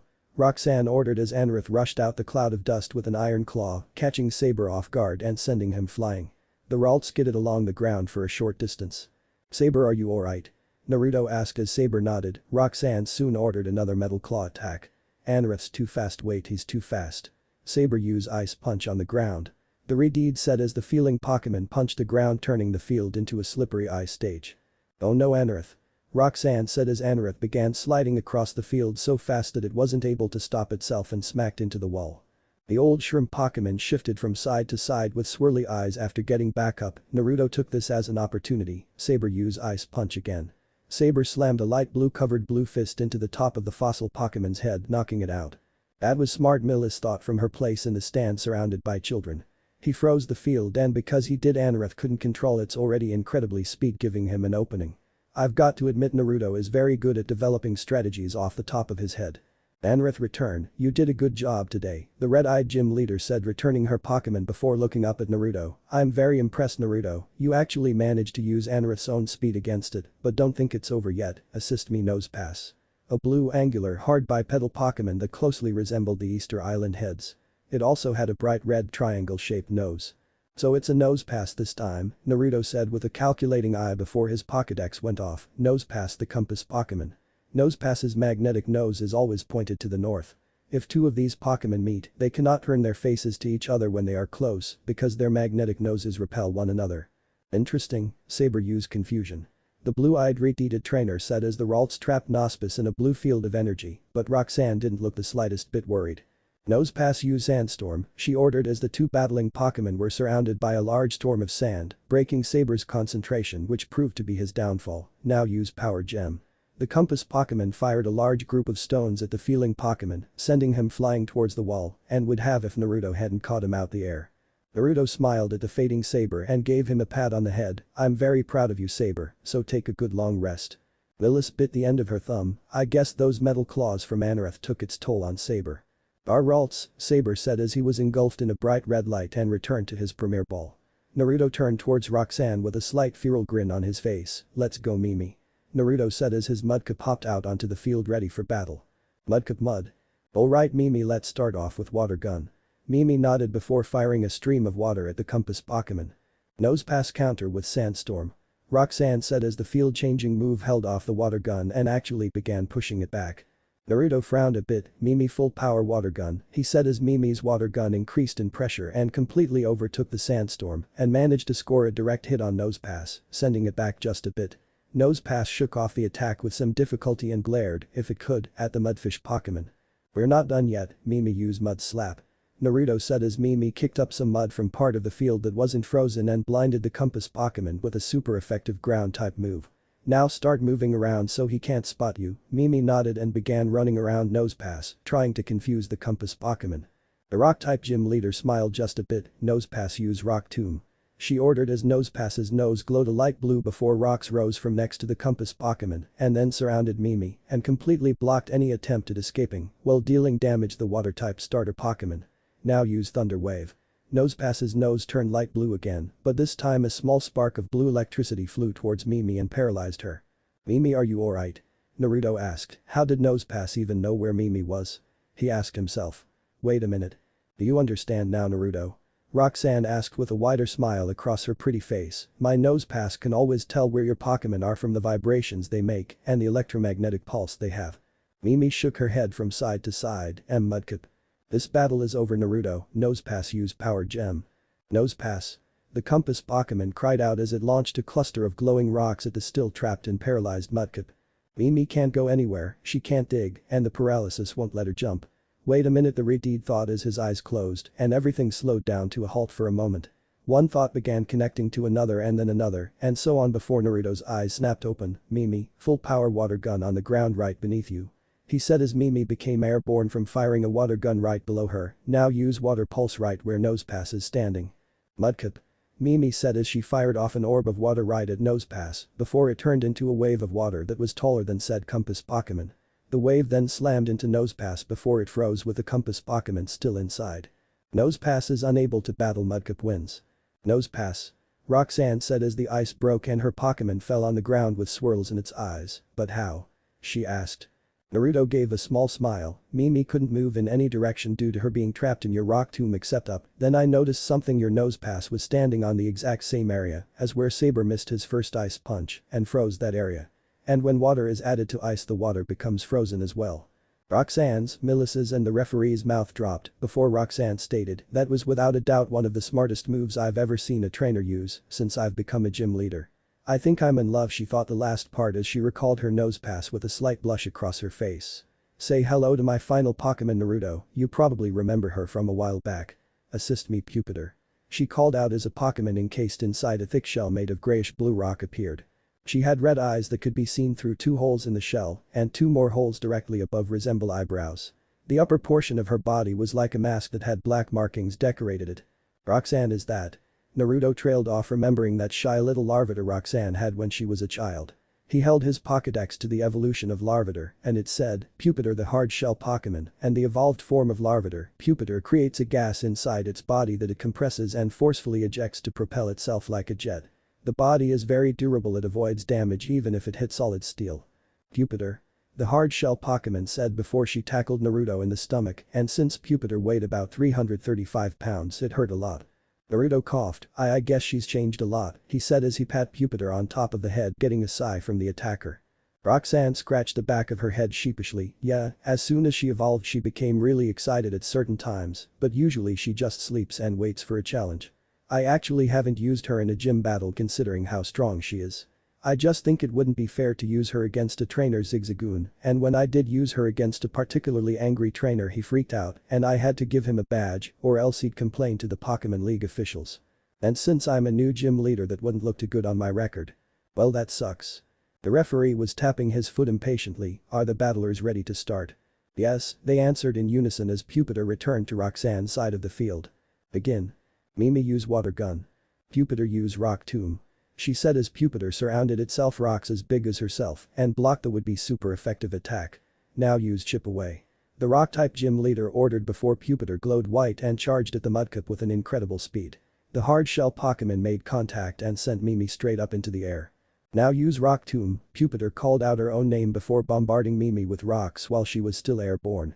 The mudfish Pokemon cried out before she landed onto the ground in a slump with large swirly eyes. Mimi is unable to battle, Pupitar wins. Challenger, please send out your next Pokemon. You did a good job Mimi, the Redeed said before he returned Mimi and grabbed his cherish ball towards the brunette with, not bad Roxanne, but now meet my old friend. Let's go Chris. Naruto said as Chris was released from her cherish ball. Yancy. Chris said as she stretched her arms and quickly hugged Naruto before returning to the field and glaring at Roxanne and her Pupitar. It's nice to see you again Chris, Roxanne said, while Chris only glared at her harder. Let the battle begin. Pupitar use rock tomb. Chris used Moonblast. Both Pokemon launched their respective attacks that collided in the middle of the field. The attack cancelled one another out and left the field quiet and bare. The 2 trainers and their Pokemon smiled at one another, confusing the students and Milis. Pupitar used chip away. Chris used Moonblast.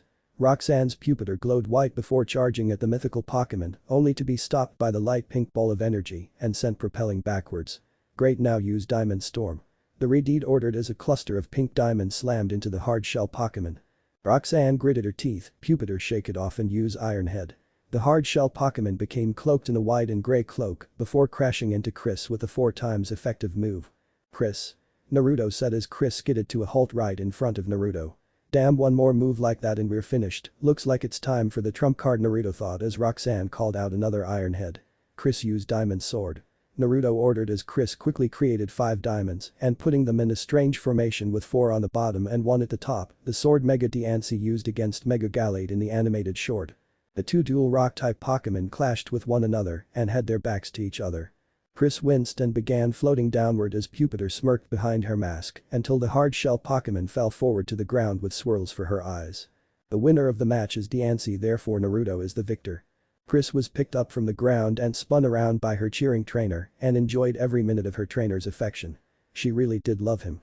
Roxanne kneeled down and pet Pupitar on top of the head before returning her to her heavy ball. She walked over to Naruto and patted his shoulder, that was an excellent match Naruto, and now I present to you the stone badge and 2 more items. Naruto tilted his head to the side as he accepted the stone badge. I thought I only got the stone badge for beating the Rustboro gym, is there something else? He asked with excitement and curiosity. Roxanne nodded, yes, first off I present you with TM39 Rock Tomb, and if I'm correct your Mudkip can learn it, and then oh shoot, she said as she dropped a letter that floated behind her. The rock-type gym leader turned around and bent over to pick up said letter unintentionally flashing Naruto with underside of her dress. The teddy bear panties, Naruto whispered as blood slightly dripped out of Naruto's nose, he wiped it away quickly so nobody would notice. Guess Roxanne inherited her mother's rear end, which was in a class all its own. Chris just glared at Roxanne with a scathing intensity and hopped onto Naruto's shoulder. Milis was also slightly glaring at Roxanne, but quickly stopped as the rock-type gym leader gave Naruto a letter. "This is from your older sister Kushina, she gave it to me to give to you when she passed by not too long ago for a contest," the brunette said before she palmed her fist. "Are you going to be participating in the junior tournament tomorrow?" "Why yep, that's why I decided to come see you so early, so that my Pokemon could be healed before the tournament began," Naruto said with a slight stutter as Roxanne quickly kissed his cheek. "For good luck tomorrow, I'll be in the stands watching," Roxanne said as she and her class returned to class and made a quick trip to the Pokemon Center to heal her Pokemon. "Yancy," the jeweled Pokemon muttered before her blue-eyed male trainer rubbed her head and exited the gym with Milis right behind him. Milis smiled, "That was a really good battle, Naruto. I didn't think Chris could use her diamonds like that to make a sword." "Neither did I," he stated with a slightly sheepish grin. Milis's smile dropped. "Are you saying that you guessed that Chris could manipulate diamonds like she just did?" "You better believe it, Databane," Naruto said before someone crashed into him. The culprit was of the pirate people that he met a day ago. It wasn't the same one in the forest, but you couldn't get rid of the image of that outfit out your head, no matter how hard you tried. "Wait. Get back here with the Devon goods." The same scientist from Petalburg Forest yelled as he tripped and fell on the ground. He reached up only to see Naruto and Milis rushing up to him to help him up. "Oh, thank goodness it's you two again. I need your assistance. That villain has stolen a very important part of our research. I need you two to get it back." Team Aqua headed out towards the Rusturf Tunnel. Naruto looked towards Milis. "My Pokemon are a bit weak from the gym battle we just had," he said before Chris looked towards him with a pleading glance, but she winced just a bit from the iron head from Roxanne's pupitre. "No buts, Chris, all three of you need to be healed, so I'm taking you to the Pokemon Center before I go just in case Milis needs assistance." Chris's pleading glance turned into a teary pout before the Redeed took her and her allies to the Pokemon Center after a quick nod from the blue-eyed female. About 30 minutes later. "Which way did he go?" Milis asked herself before an old man with a white beard and semi-bald head was dragging himself along the ground right at the entrance of Rusturf Tunnel. The blue-eyed treasure hunter ran up to the old man and sat him against the entrance. "What are you doing out here?" The old man coughed. "That B bastard took Pico, please save him, please save Pico." Mr. Briney pointed at the entrance with a shaky hand as his coughing increased. Milis sighed, "I'll get you your Pico back." She ran into the cave with a new purpose before she could hear talking a little ways down the cave. "I think I finally got away," the Team Aqua grunt said as he held up the Devon goods and the tied-up Pico in one arm before a pair of vines snatched the two out of his hands and retracted back from where the grunt just came. "Good job, Cheespin," Milis said as she caught Pico and the Devon goods. She looked at the Devon goods for a little longer than normal. "I wonder how much this could go for on the black market." The grunt growled before he tossed out two Pokeball. "Come on out, Pachina and Grimer," he called as the small hyena Pokemon hopped out onto the field along with a purple sludge-like Pokemon that smelled completely awful. G-Spin use Rollout on Pachina and Honage use Shadow Sneak on Grimer. She ordered as the grass-type starter turned into a green ball that charged Pachina and managed to connect while at the same time that Honage's shadow stretched out from behind Grimer before said shadow slashed Grimer from behind. "That's pathetic, let me show you a real move." Pachina use Fire Fang on Honage and Grimer use Sludge Wave. He ordered as the bite Pokemon bit Cheespin with a maw full of fire before the two Pokemon were hit with a wave of poisonous gunk. Milis gritted her teeth as Honage was inflicted with a burn while Cheespin was inflicted with poison, but luckily for her, she had given both of them lumberries before the battle had begun. Her Pokemon's ailments healed before the blue-eyed female called out, Cheespin use Vine Whip, Honage use Fury Cutter. Grimer was tossed into the air by the not very effective move before it was hit by Pachina, who had just been cut by a Fury Cutter from Honage. Honage used Metal Sound and Cheespin finished this with Rollout. The sword Pokemon made a loud screeching sound that made both of the grunt's Pokemon cringe before they were finished with an even stronger Rollout. "Nice job." The grunt stomped his feet on the ground in the cave that was unstable from all the battling. The ground began shaking before rocks began falling from the ceiling. The grunt returned his Pokemon before running away, leaving Milis and her Pokemon to dodge the falling rocks and try to escape at the same time. A horde of Wishmer ran past them in an attempt to escape the collapsing of their home. "Come on guys, we got to get out of here," Milis said as she continued to dodge rocks until they blocked her way out. An enormous rock fell from the ceiling that the bespectacled and her Pokemon wouldn't be able to avoid or destroy, so she held the Wingull close to her chest along with her Pokemon and prepared for the worst. "Dad, I'm sorry." She heard a large crack and waited for the impact only to feel nothing. "What the hell are you doing?" a familiar voice said. Milis turned to see the Redeed holding up the rock up with both of his hands, but it was easy to tell he couldn't hold it up forever. "Go now." At the entrance she began only to see the rock blocking the entrance was crushed into pebbles.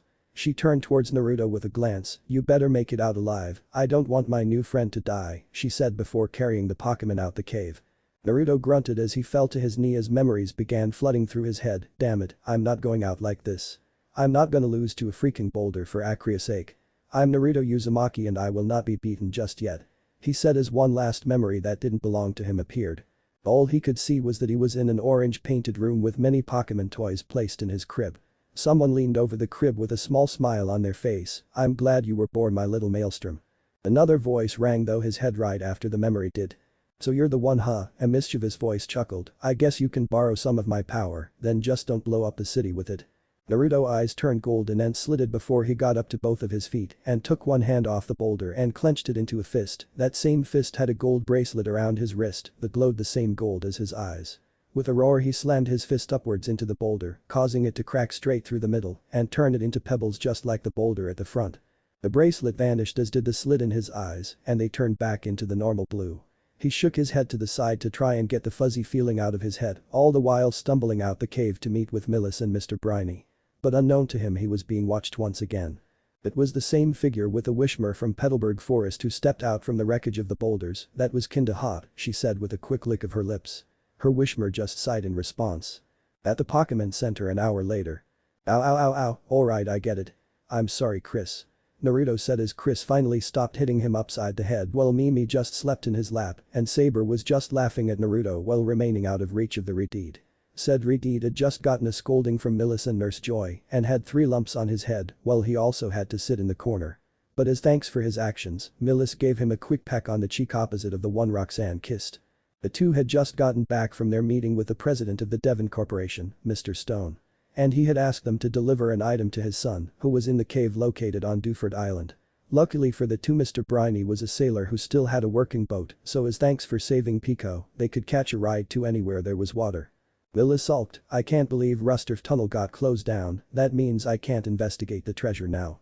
Naruto gave her a pat on the back, "Come on, there's many more treasures across Hone, and I'll help you find each and every one of them. You promise?" Milis asked a bit childishly as she held out her pinky.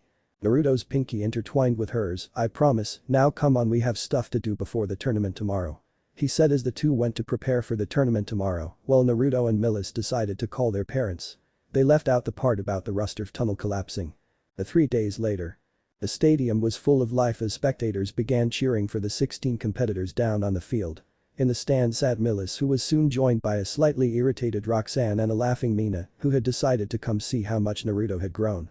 The referee stepped out onto the field and pointed towards the large electronic board hanging over everyone's heads. "We will begin the junior tournament shortly, now please look up at the screen to see your matchups," he yelled as their faces appeared on cards before said cards were shuffled up. "Let the first round of the junior tournament begin." And I wonder where Sapphire is, Naruto thought as he stepped up for his battle. She didn't show up amongst the people competing today and he was actually somewhat worried about her. The crowd cheered as the referee called out the first match, "Let the first round of the junior tournament begin." First up is Naruto Uzumaki from Lilikov City versus Kiba Inuzuka from Mauville City. Will the spectators please come down to the arena? In the red corner stood Naruto while in the blue corner stood a rather feral kid around his age, with black spiky hair covered by a grey furred hoodie and red fang marks on the side of his cheeks. He had a look of confidence in his eye that also revealed arrogance. The battle will be a 1 versus 1 battle, and when one Pokemon has fainted the battle is over, now please send out your Pokemon. Let's go Saber. The feeling Pokemon hopped out of his Premier Ball with an excited cry. Akamaru, let's waste this chump. A small green Pokemon with yellow stripes running up and down its head and tail appeared on the field with a cry of electric. Naruto's Pokédex went off causing him to pull it out, Electric the lightning Pokemon. Electric stores electricity in its long body hair. This Pokemon stimulates its leg muscles with electric charges. These jolts of power give its legs explosive acceleration performance. Let the battle begin. Akamaru use Spark. Kiba called out as Akamaru sped toward Saber covered in a blue field of electrical energy before the feeling Pokemon simply dodged it by leaning backwards and sliding under the lightning Pokemon. GRR, Akamaru now use Bite. He ordered as Saber sidestepped the running electric Pokemon, causing both the Pokemon and his trainer to growl in frustration. Nice job Saber, Naruto said as he held both of his hands behind his back, an action that was mirrored by Saber as he dodged another incoming attack. Stop dodging, damn it. Naruto tilted his head to the side, now why on earth would I do that? But I guess you make somewhat of a decent point, Saber use fire punch. Naruto ordered as the shiny Pokemon quickly slammed a fiery fist into the maw of electric, sending it flying back. Don't take that Akamaru use spark again. Once again electric was covered in a blue field of electricity before charging at Saber, who had both of his hands ready in a battle stance. With a quick call of Thunder Punch the two electric type moves clashed. Now usually a Pokemon who uses a move of their own type has a better chance at overpowering a Pokemon who's a different type than the move that he is using. So it was quite surprising when the attacks cancelled each other out. In the stands.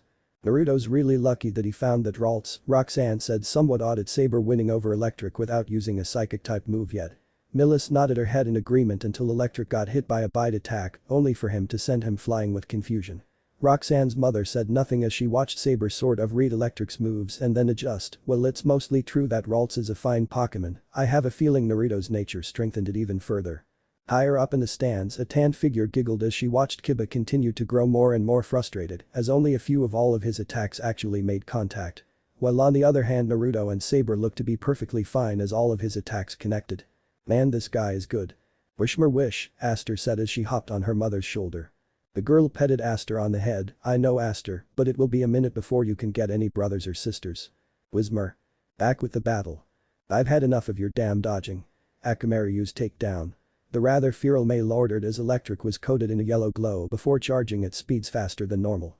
Naruto's expression turned serious as his eyes zeroed in on electric and noticed that the lightning Pokemon had a slight bruise forming on his head after the first punch. Saber used magical leaf. Ralts. The shiny feeling Pokemon cried out before launching a plethora of colored leaves at the incoming Pokemon. The leaves flew extremely close to the ground, kicking up a small storm of dust before they crashed into the incoming electric Pokemon. Push through it Akamaru. Kiba called out, and despite Akamaru taking even more damage it pushed through the attack, but when he made contact with Saber electric passed through the feeling Pokemon as if he wasn't even there. What the hell? Kiba yelled looking around for Ralts and then turned towards Naruto, hey where the hell is your Pokemon? Saber use ice punch, Naruto muttered looking up at the sky.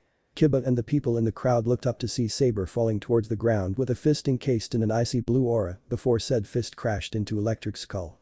Not at full force of course as that might result in brain trauma, so Saber used just enough strength to KO the electric-type Pokemon. Electric is unable to battle. The winner of the match is Ralts, therefore Naruto Uzumaki is the winner. The referee called out as the crowd cheered. Naruto gave his Ralts a fist bump before setting the blue-haired psychic type on his shoulder. The two gave a small smile and waved to the crowd as they walked back to the stands to join the girls and watch the next few matches in peace. That was pretty impressive, Mina complimented as Naruto joined her and sat in between her daughter and Milis. Naruto had the decency to blush as Ralts grinned in amusement at the praise and held his head up high. I'll say I didn't know Saber could move like that, Roxanne said. Well during the "Hey punk." Kiba Inuzuka yelled as he stomped up to the seated Naruto.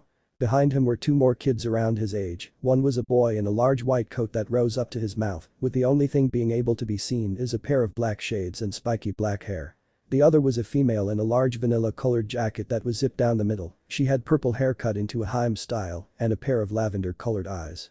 I got a bone to pick with you. Naruto scratched the back of his head, what exactly did I do to you? He asked as he really didn't know if Kiba was just sore about losing or if Naruto had done something to him in the past. You cheated. There was no way your Ralts could have dodged that attack. Yes there was, Mina whispered as she drew attention to herself. When that cloud of dust was kicked up Ralts used double team didn't he? She asked as a grin split Naruto's face and a second copy of Saber appeared on his shoulder before a third one appeared on his head. Down to the team Mina-san, he said only to get whacked upside the head by a folded up paper fun. Mina gave him a kind smile while an aura of promised pain radiated around her. Now Naruto-chan call me Mina-chan, Mina-san makes me feel old. And you wouldn't like me when I'm feeling old. Hi Mina-chan, Naruto said with a light tremble as he hid behind Roxanne while Saber snickered in response. Whatever, I still say that should have been my win not yours, the feral teen growled as he reared his fist back and was about to punch Naruto in the face to teach him a lesson, only to be stopped by the boy in the white coat grabbing his elbow. What the hell Shino, let go. He yelled and tried to pull his arm free while Shino didn't seem to be struggling whatsoever. I tried to tell you Kiba you lost fair and square and if I hadn't stopped you, this could have turned out much worse, Shino explained as he pointed to the ground in front of Naruto's feet. Kiba looked at the spot Shino was pointing to see a mudkip with an orb of water right in front of her mouth and said Pokemon looked ready to fire the orb of water off without a second thought. Shino continued with a slight bow, "I'm sorry if Kiba has caused you any trouble." Naruto simply waved it off, "No need to be sorry, he wasn't very much trouble at all," he said with a small smile, and turned back towards the battle. It was interesting how the Redeed was able to sound so friendly, but so insulting at the exact same time.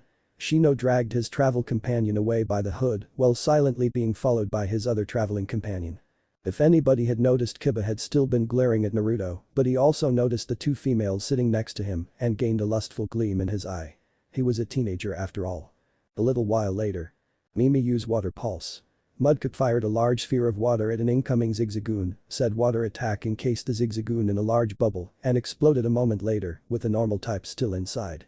Zigzagoon no. His trainer called out as his Pokémon rolled out in front of him with swirls in its eyes. The referee held up his green flag, Zigzagoon is unable to battle, the winner of the match is Naruto, the referee called out as the crowd cheered once again as Mimi climbed onto her trainer's head.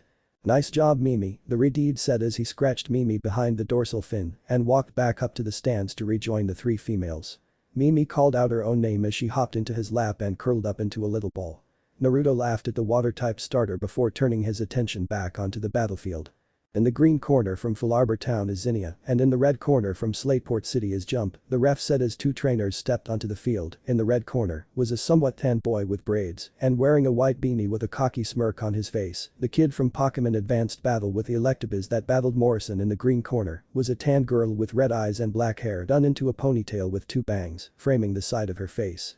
She had a short pair of shorts on with a red string as a belt and wore a black shirt that had two red circles around her chest. Now begin. Go Elekid. Jump called out as a small yellow and black bipedal Pokémon appeared on the field. Its head looked like an electrical plug. Elekid twirled his arms around as electricity started to build from in between its horns. Let's do it Gumi, Zinnia said as a small slug-like Pokémon popped out the Pokeball. Its bottom half was a light purple, while its top was a milky white. The two halves are separated by a squiggly dark line decorated with 5 green dots. It has beady eyes, and it has 2 rows of 2 horn-like structures on top of its head. Jump smiled, that thing looks pretty weak. Well, Gumi is called the weakest dragon-type Pokémon, Zinnia said before Gumi opened her mouth and launched a bluish-purple stream of fire at the surprise pre-evolution of Electabuzz. However, it's not very smart to underestimate her. Elekid used Protect. A green barrier appeared around the electric-type Pokémon and blocked the incoming attack with a little difficulty. Jump continued, Elekid get in close and use Brick Break. Elekid roared as he ran at an impressive speed for a Pokémon his size before leaping into the air and bringing down a glowing white arm on top of Gumi's head, or would have if the attack didn't slip off and slam into the spot right next to the dragon-type Pokémon. What the heck? Sorry, but physical-type moves will only slip off my little Gumi. You're welcome to try, but in the meantime Gumi used Dragon Breath. Zinnia said as Elekid was hit with a point-blank Dragon Breath, the little electric Pokémon was sent back to the feet of his trainer. When Elekid stood up on both feet he fell back down to one knee and could barely move. Naruto eyes widened, I forgot that Dragon Breath could cause paralysis. I'm more surprised that Gumi can't be hit by physical-type moves, Roxanne said as Zinnia's Gumi shrugged off another physical attack and hit Elekid with a water pulse at close range. Milis raised her glasses a bit, they can be, it's just that Gumi are covered in a special slime that literally makes physical attacks do little or nothing against it because they just slide off, she said, only to get a blank stare from Naruto. Don't look at me like that, Gumi are native to the Kalos region. Elekid used Thundershock. Jump ordered as his Elekid began ramping up electricity before directing it towards Gumi. The dragon Pokémon sighed before her trainer asked her to use Dragon Breath in response. Gumi loved her trainer dearly despite the two having almost opposite personalities, but this mission she was on might not be the best idea for someone so young to take on. Zinnia should be a normal teen, she should have a crush on a boy and be too shy to tell him her feelings, but all that matters to her right now is this mission and the more personal one she had recently dedicated herself to. Gumi launched a stronger Dragon Breath that engulfed the Thundershock and overwhelmed Elekid and caught it with little difficulty. Elekid is unable to battle, Gumi is the winner, therefore Zinnia is the winner. The referee said as Zinnia moved on to the semifinals and began walking off the arena only to stop about halfway. The tanned female turned to the audience, or more specifically to where Naruto was sitting, said Redeed looked from side to side trying to see who she was staring at only to notice that she was staring directly at him. She giggled to herself before waving at him and leaving the field. Looks like Zinnia will be one tough opponent, Mina said before she saw her daughter's somewhat irritated expression, and apparently in more ways than one. Will the next contestants please step onto the field? The next round about 45 minutes later. The first semi-final round shall now begin. In the red corner is Naruto Uzumaki from Lilycove City and in the green corner is Zinnia from Flashback Town. Now begin. Mimi, come on out. The mudkip came out with a cry of her name. Let's do it, Bagan. A small blue Pokemon that had a snout, slit eyes, and a yellow lower jaw with 2 teeth protruding upwards. 3 thick grey ridges covered the top of its head and continued downwards to cover its neck as well. It had stubby arms and short legs. Naruto held put his Pokédex which said, Bagan the Rockhead Pokemon. Bagan harbors a never-ending dream of one day soaring high among the clouds. As if trying to dispel its frustration over its inability to fly, this Pokemon slams its hard head against huge rocks and shatters them into pebbles. Mimi used Water Gun. Bagan used Dragon Breath. The water-type attack met in the middle of the field with a blue dragon-type attack. The two attack clashed before they cancelled each out before the two Pokemon clashed in the middle with Tackle and Headbutt respectively. Bagan used Ember. Bagan's mouth started to light up with signifying a fire-type move. Too slow, Mimi used Water Pulse. Naruto said as Mimi quickly blasted Bagan away with the orb of water, and since the burst was at point-blank range, Mimi was also sent back to her trainer's feet while Bagan did the same. Zinnia gave a slightly feral smile, you're not half bad, you're already doing better than the other trainers I've recently battled. Thank you for the compliment, Zinnia, Naruto said with his own slightly feral smile, you're a pretty good battler yourself. Aw, stop, you're making me blush, she said as she actually blushed a little bit. Hey, are you two going to battle or flirt? Naruto and Zinnia turned towards the member of the audience who said that, shut up. Mimi used Mud Slap, Mudkip tried to blind Bagan with a glob of mud only for the Bagan to jump to the side and dodge the attack. Zinnia ordered Bagan to use Dragon Breath, but then that was intercepted by Mimi's Water Pulse. Bagan used Ember. The hard-headed Pokemon launched a quick storm of embers that Mimi managed to dodge before Bagan took advantage and scored a direct hit with a headbutt attack that sent her almost off the field. If this keeps up, we'll never finish this battle, he thought before a wicked idea appeared in his mind. Mimi looked back at Naruto and saw the gleam in his eye that could only spell disaster for the opponent. Bagan used Headbutt. Zinnia said as Bagan charged Mimi and managed to make contact with it, alright. She said until she noticed that Mimi wasn't sent flying by the attack. Mimi tossed it in the air. Naruto said as Mimi tucked her head under Bagan's jaw and tossed the dragon-type Pokemon very high up into the air, said dragon-type tried to flap his arms in an attempt to fly. As we all know, Bagan cannot fly, so he began falling downward to the ground head first, and Bagan's not known as the Rockhead Pokemon for nothing, he could survive this drop and shake it off like nothing even happened. But unfortunately for Bagan, Mimi wasn't going to just wait around for him recover. Use Water Pulse then follow it up with Water Gun. Bagan found himself trapped within a large sphere of water. The sphere exploded sending Bagan flying before a stream of pressurized water slammed into his stomach. He fell back onto the battlefield at Zinnia's feet with swirls and eyes, a soft cry of his name. Bagan is unable to battle, the winner of the semifinals match is Mimi and Naruto. The referee called out as the crowd cheered happily and with excitement. Milis and Roxanne cheered the loudest while Roxanne's mother clapped her hands. Alright. Naruto said with a fist pump as his Mudkip popped into his arms with a cry of her own name and licked his cheek. Zinnia sighed before she picked up her Bagan and cradled him in her arms like a baby. Get some rest, Bagan, you did really well, she said before returning him to her Pokeball. She looked towards Naruto and inwardly smirked, I'm glad that Naruto isn't a weakling, it makes things so much easier. The two trainers walked to the middle of the field and shook hands before they got off the field for the second half of the semifinals. Naruto returned the stands with Mudkip on top of his head and sat between Milis and Roxanne before the cherished ball in his bag began shaking. Chris peeked her head out of Naruto's bag and hopped into his lap with a cheer of her name, only to be quickly put back in the bag. Naruto put the bag on his legs and held it close to him before he whispered, sorry Chris, but I don't want anybody to know about you just yet, people might start coming after me to get to you, and I don't want to have to worry about that just yet. Yancy, Chris said with an understanding nod before she peeked her eyes out of the bag and watched the second of the semifinals started. The two trainers were somewhat cocky and they were pretty decent, but they couldn't hold a candle to hers, the black-haired one kind of rubbed her the wrong way. Since she was a fairy type, she could somewhat feel of the mood of people around her, and at this moment all she could feel was malice and an air of superiority from the black-haired boy, but lucky for Chris, her trainer's aura overpowered the aura of malice. The match ended with the black-haired boy's Dino savagely beating his opponent Slacketh after the battle was over. The referee stepped, finally having enough of this, that's enough. The battle was already over and you've already won. The referee said as the dark dragon-type Pokemon retreated back to the black-haired boy's side. Dino, being a violent Pokemon, was expected to be well violent, but this Dino was more violent than their final forms Hydreigon, and its trainer didn't seem to care in the slightest. Mina scowled at the trainer as he stepped off the field with a self-entitled swagger, while her daughter outright growled at the boy. It took her a moment to remember that this was the child that Roxanne's pupitre dealt with and then complained about it when he lost. The jeweled Pokemon looked up at her trainer and wasn't surprised to see that he was glaring at the black-haired with an unbridled amount of fury in his eyes. Naruto loved Pokemon, but that didn't mean he automatically liked their trainers. At a very early age he had found that not all Pokemon trainers were good people, Samayo liked to pick on younger trainers. Case in point, when Minato tried to pick on Naruto when they were younger, the blonde wound up getting a taste of Vix's and Kurama's fire.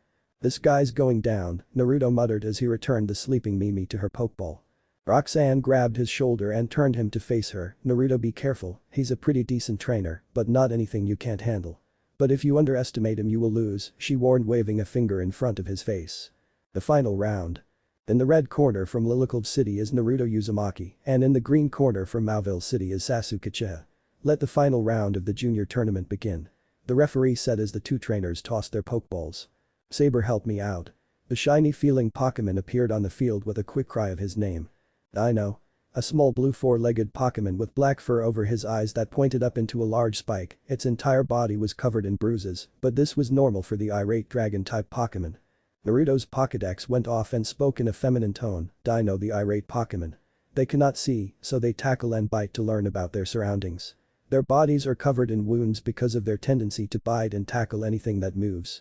Sasuke was the first to call out a move. Dino used Dragon Breath. He ordered as the dark dragon-type hybrid launched a blue and purple stream of fire at the feeling Pokemon. Naruto crossed his arms, an action that was mirrored by his Ralts. The Dragon Breath struck with intensity and engulfed the shiny Pokemon with ease. Sasuke laughed at the redeemed trainer doing nothing. "What's the matter?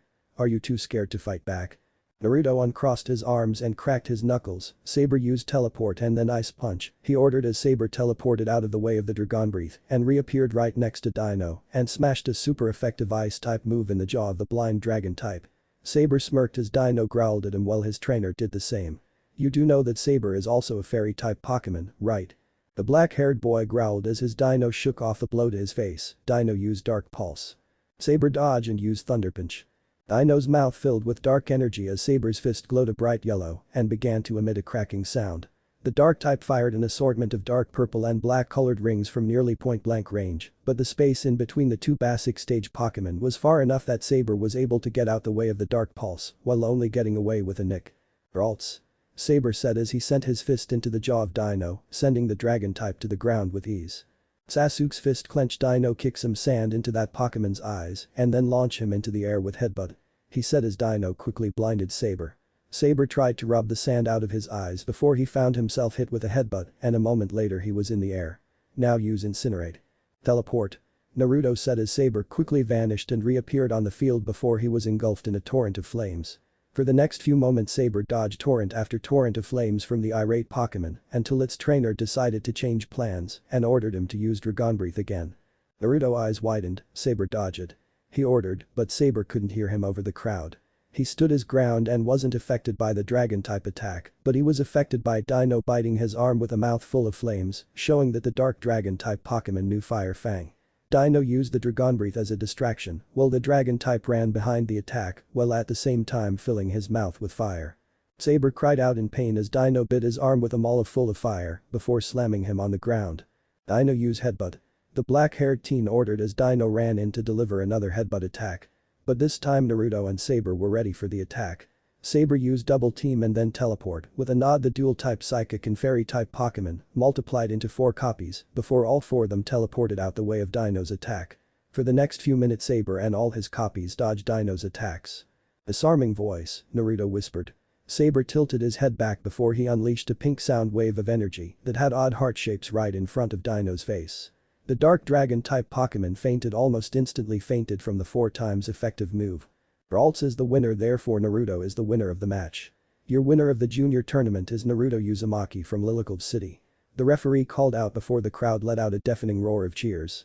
Saber ran up to Naruto's side before his trainer picked him up and sat him on his shoulder. The 2 males raised their hands in the air and waved to the crowd. In the stands Milis and Roxanne were cheering for the redeed, only for them to stop when they locked eyes. Blue eyes met red eyes, and both of them narrowed just a bit before the owners smiled at one another with large grins adorning their faces. A few minutes later Naruto was standing in the middle of the arena next to Sasuke and Zinnia. The referee presented Naruto with the prize, which was a small collection of prototype Pokeballs and an entrance into the next tournament, which would be held in Laverage Town. Sasuke scowled at Naruto before he walked off the stage swearing revenge, while the dragon-type user just smirked, waving to Naruto. "I'll see you later, Red," she said as she swayed her hips just a bit, getting the Reddit to stare. A stare which was noticed by Roxanne and Milis noticed. Roxanne puffed out her cheeks while Milis looked somewhat ticked off. The next day, in front of the entrance of Rustboro City stood Naruto and Milis, while Roxanne and Mina saw them off. Turns out Mr. Briny owned a ship that could transport them to Dewford Island, where the next gym badge was located. Roxanne looked to be sad at her friend leaving before she walked up to Naruto. I guess I'll see you later, Naruto," she said before Naruto grabbed her hand and pulled her into a hug, causing the brunette to blush. "It was nice to see you again after all these years," Naruto said. "I'll come back to see you again, and I'll even help you with the kids," he said, completely oblivious to meaning behind his words. Mina's eyes widened to the size of dinner plates, while Milis' jaw dropped and Roxanne's blush increased to a full-scale body blush. Naruto let go of Roxanne and left with a still shocked Milis. Mina slowly turned towards Roxanne with an air of death and excitement around her. Death at Roxanne, losing her innocence and excitement at having grandchildren. "Roxanne, is there something you want to tell me?" Mother, I don't know what he's talking about," she yelled back. What Naruto was trying to say was that he would help her with the school children she taught at trainer's school. He had grown kinda close to the kids and would enjoy helping the rock-type specialist teaching the future generation of trainers. Milis caught up with the Reddit and promptly whacked him upside the head. "Baka. You're too young to have kids," she said, only to get a curious look from Naruto. "What are you talking about?" Naruto asked. "I wanted to help with kids, teach the kids from the trainer school become better trainer," he explained, getting an understanding nod from Milis. "What do you think I meant?" "Nothing," Milis said before she quickly ran off, getting the Reddit to run after her, all the while trying to figure out what Milis was trying to say. A few hours later. The blue-eyed duo arrived at Mr. Briny's home after an interesting run through the forest. Saber had found and beaten the Breloom that had beaten him the last time he went into the forest and promptly kicked ass and took many names, but after the Breloom was beaten, the surrounding Shroomish became enraged and ran them out of the forest. When they finally made it to Mr. Briny's house, the old sailor was already waiting for them with Pico on his shoulder. As soon as the Wingull spotted the pair, it flew over to Milis' shoulder and nuzzled her face. Milis chuckled. "It's nice to see you, to Pico. Naruto, did you remember the package from Mr. Stone?" In response, Naruto held up the white sealed envelope they had obtained from Mr. Stone right after the tournament had ended. "Are you whippersnappers ready to go?" the sailor asked, getting an eager nod from the two. "Then let's head off to Dewford Island," he said, fist pumping in the air, but before they could get on the motor-powered boat, a voice called out. "Wait up." A familiar voice called out. When Naruto and Milis turned, the source of the voice. The owner of the voice was none other than Sapphire. The brunette was running towards them with an evolved Sheik running net to her. The once little orange and yellow fire starter was now a bipedal, more combat-suited chicken-like Pokemon. Its legs had become longer and sharper, while it actually had arms covered in yellow feathers with 3 sharp claws on each hand. "Sapphire," Naruto said surprisingly as the daughter of the professor finally caught up to the blue-eyed pair. Sapphire panted and just gave him a tired smile. "What's up, Naruto?" she said with a pant in between each word. "What happened? I thought you were going to compete in junior tournament," he said while Milis huffed and left the two to catch up, while Mr. Briny just mumbled about young love, which got him a rather nasty stomp to his foot by the spectacled treasure hunter. Sapphire's gaze went from nice to angry in under a second. There were some strange Pokemon going crazy right before the tournament started. They were a lot stronger than normal Pokemon their size. I mean, they're Ninkatas that evolved into Ninjasks and Shedinjas that beat anyone that went near the collapsed cave. It was actually because of them that Sheik evolved into a Combuskin," she said. The young fowl puffed up her chest in pride. It was a hard-fought battle, but those bug-type Pokemon were no match for the second stage fire-type starter. "I heard from the gym leader that Mr. Briny was taking you and your friend to Dewford Island, so since I don't have a way to get there, I thought I would try to catch up to you too." "Well, I think Milis and I wouldn't mind if you came with us, right, Milis?" "Whatever. See, she doesn't mind," Naruto stated with a wide grin before the two joined Milis on the boat. In an unknown location. Kurama-U's Inferno. A 17-year-old Kushina said as her platinum-colored Ninetales fired a spiral flame at a black and gray dog-like Pokemon that had 2 horns on top of its head. Houndoom used flamethrower, the owner of the Houndoom said with no emotion in her voice, as the dark and fire-type hybrid countered with its own flames, causing the two to clash. Join Team Magma, Kushina. "Screw that databane." The Reddit yelled before Kurama and Houndoom to clash in the middle of the field with a headbutt. The owner of the Houndoom smiled, which sent a shiver down Kushina's spine. "You have a brother, don't you, Kushina?" "Naruto, right?" The Magma admin let out a small smile. Aha, I think it would be interesting to experiment with him, he is pretty cute. Ashina growled, leave my little brother out of this. Aha, no. Has anyone ever told you that you're a bitch? Aha, 27 times. And. It was a bright and sunny day on the way to Dewford Island, and Wingle and Pelpers flew overhead above the clouds. The boat ride was very peaceful and very relaxing. Can you make this thing go any faster? Naruto yelled over the roaring over the engine of the boat before something slammed into the side, causing everyone to lose their footing. Damn it, Chris used Diamond Storm. He ordered as his Diancie fired glowing pink diamonds into the water, causing the water to shoot up. I'm giving her all she's got. The sailor yelled back. Well, tell her to put her back into it. Naruto yelled before the ship was once again hit from the side. Whatever hit the boat quickly sank under the water. Milis on the right. I know. Chi-spin used pin missile. The bespectacled girl yelled as her chi-spin fired off white and green energy spikes from the back of his head into the water. The pin missile scored a direct hit as a large torpedo-shaped shark Pokemon with a white stomach and a blackish-blue back with a large fin on its back. Sharpedo. The dark water dual type cried out before more started swarming the ship on all sides. Sapphire and her Bodifly, Belle were also having some difficulty dealing with Sharpedo on her side, while Naruto was stuck dealing with the Sharpedo attacking from the rear. One large and purple Sharpedo leapt out the water with rows of sharp teeth barred towards the retreat. Naruto. Sharpedo. Back off. Bam. Naruto had literally punched Sharpedo square in the jaw and sent it back into the water. Fuck, that hurt. The Redeed whined through as he shook the slightly bleeding hand. Sharpedo's skin was notorious for being rough, heck, their ability was called Rough Skin. The others had been surprised that Naruto had punched the bully Pokemon square in the face. Most people feared Sharpedo, but he just dealt with one somewhat easily. They weren't the only ones surprised by his actions. The Sharpedo themselves were surprised that a human had hit them, let alone physically hit them.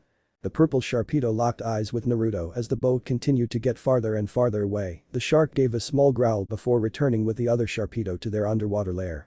I can't believe you punched a Sharpedo, Sapphire said with a bit of awe in her voice, before it quickly went away as he yelled when Milis tried to treat the injury with a bit of rubbing medicine. Stop being a baby and give me your hand.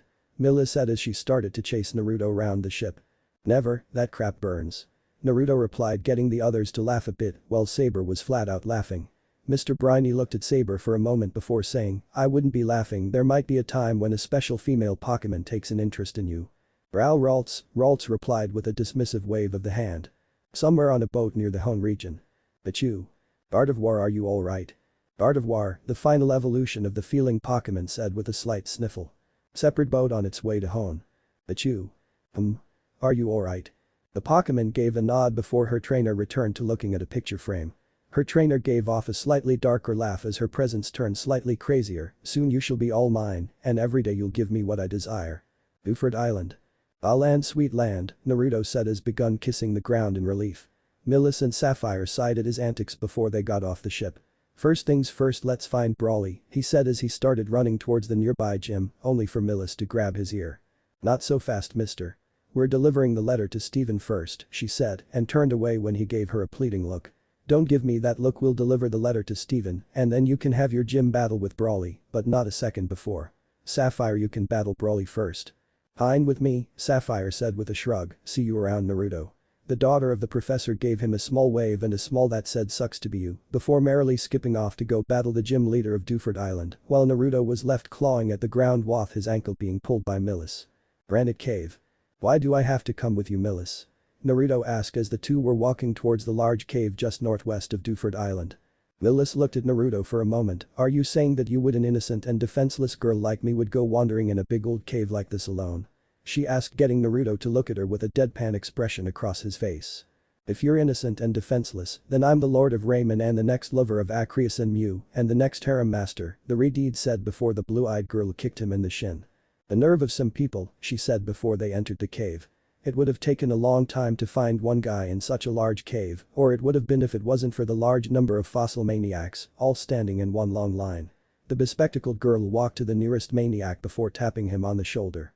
The maniac was a large rugged man that looked similar to a hiker, and from his expression, he didn't look too happy either. What do you want, kid, can't you see that I'm busy? Milis was a little off put by the guy's attitude. Have you seen someone named Steven Stone anywhere around here? "Piss off kid, I don't have the time to help you go fangirl over the champion, just like all the other girls that have come to this marvelous cave," the obsessed hiker said before he was lifted off the ground by the girl's red-heated companion. "What the hell kid, put me D." The hiker stopped when he looked at Naruto's eyes. Naruto's normal blue eyes were now golden with a black slit down the middle. If anybody had been looking closely they would have noticed that the fossil maniac's outfit was smoking a bit. "That was quite rude, Dadabeo. So I'll ask this time, have you seen Steven Stone in this cave?" "Why yeah, Steven's in the innermost part of the cave," the maniac said before he was promptly let go and fell on his ass. Naruto walked past the downed maniac while Milis was wide-eyed at his rather violent display. Milis Steel quickly caught up with the redeed. "What was that all about?" she asked, only to have Naruto ignore her as he continued walking past all the maniacs who were giving him a wide berth so they could avoid his wrath. "Naruto. Hey Naruto. Okay now." She was starting to get mad. "Naruto." He was still ignoring her. "That's it." Tired of being ignored, Milis slapped Naruto upside the head, getting him to come out of whatever kind of funk he was just in, if the color of his eyes were anything to go by. "Ow," Naruto said as he rubbed the back of his head. "What the hell Milis? Wait, when did we get inside the cave? Are you telling me you don't remember what just happened?" she asked, not believing that he had forgotten about the recent manhandling he had just given the maniac. Naruto tilted his head to the side and shook his head. "Not a lick of it," the redeed said before looking at his companion with a raised eyebrow. "So where's Steven?" "He's in the innermost part of the cave, which will take a while to get to," Milis said with a sigh, getting Naruto to give out a low groan in response. "Come on Naruto, Mr. Stone said he would send us something nice if we delivered this letter." "I know Milis," the blue-eyed teen said as the two began traveling through the cave. An hour later. "Put it back Milis," Naruto yelled as he and Milis continued to run through the corridor of the cave. What were they running from, you may ask? Simple, a horde of Laren and Eren that Milis had managed to disturb when she picked up a strange star-shaped rock that glimmered in the dark. Eren is a quadruped Pokemon with 4 stubby legs and a large round head. Eren's body is black with plates of grey armor covering its head, back, and legs. Throughout its body are small openings in the armor. There are 6 openings on its head, with the largest 2 being openings for its pale blue eyes and 1 opening on either side of the spike on its back. A single blunt spike protrudes from its back. While its evolution Laren were much bigger and took on a much more spiky appearance. "No way. This is mine now," she answered back, causing the horde of steel-type Pokemon to increase their speed. The two continued their running until a small Eren jumped in between the humans and its fellow steel-type Pokemon. The lead Laren growled at its pre-evolution, Laren. Eren ron. The smaller of the two shot back before its evolution coated one of its claws in metal and slashed at the smaller creature. Laren's metal claw was intercepted by a vine whip from Milis's Chi-Spin, who struggled to hold Laren's claw in place. "Mimi, Saber, come on out and use Rock Tomb and Ice Punch," Naruto ordered as his 2 Pokemon followed his orders. The Mudkip was surrounded by a brownish aura before rocks fell from the ceiling and blocked the cave off. The Ralts punched the rock formation and froze the wall of rock, making it that much harder to break. "Let's go, that wall won't hold forever." The group plus Eren ran down the cave, going even deeper into said cave. A few minutes later. "We're lost," Milis said as they too continued to delve deeper and deeper into the cave. They had been looking for Steven for 20 minutes and she quickly found out that Naruto had little to no sense of direction. So his Mudkip took over and was still steering them in the wrong direction. "No we're not, Mimi knows exactly where we're going," the redeed said as Mimi pointed down the corridor with her paw. "Anyway, why did you pick up that star-shaped rock?" He had taken the liberty to make a hole in the rock and pull a thread through it, making it into a wristband-type charm. Milis looked at the charm on her wrist and held it higher in the air. "Dunno, I guess something about it just called out to me." The blue-eyed female looked down to the Eren that had helped them out with the Laren and Eren horde. The little guy was still following them and it looked at every few seconds before turning away. She let a small smile come onto her face before she ran into Naruto's back. "What the hell, would you stop?" Naruto and Milis found a well-lit room of the cave, with markings etched into the cave's wall, including 3 very strange symbols. The 3 symbols were located in 3 different parts in the drawing of the cave, 1 in the water, 1 on land and 1 in the sky. Each symbol had a large creature next to it, along with a small person holding a stone of some sorts. "Oh my treasures. Don't you mean Arceus? Hey, you have things that you worship and I have mine," Milis said with a slight snap before she looked to see a silver-haired man standing in front of the cave painting. The female lightly blushed at the man's well-dressed appearance and air of sophistication, while her red-heated companion was still staring at the cave paintings before his gaze settled on the silver-haired man. "Could that be Steven?" "Hey buddy." Naruto suddenly called out, getting the man to turn to him in response. Milis's blush turned a bit darker at the man's face, but Naruto took it as a sign of her just getting warm. "Are you Steven Stone?" "It depends on who's asking." The man replied with an icy blue-eyed stare. Now that he was facing the two, Naruto could see a small object attached to Steven's shirt. He could also spot a small gem-like orb with what looked like to be an S on it at the end of a pin. Naruto threw him the letter which the man caught between his fingers. The man gave a faint smile before he put the letter inside his suit. "Yes, I'm Steven Stone," the now named Steven said while fixing his cuffs. "May I know your names?" "Naruto Uzumaki and this Mimi." I'm Milis Steel and this little guy is Aaron." "Well, it's nice to meet you too." Steven turned back towards the mural. "Tell me, have you heard the tale of the legendary trio of Honkaiji, Groudon and Rayquaza?"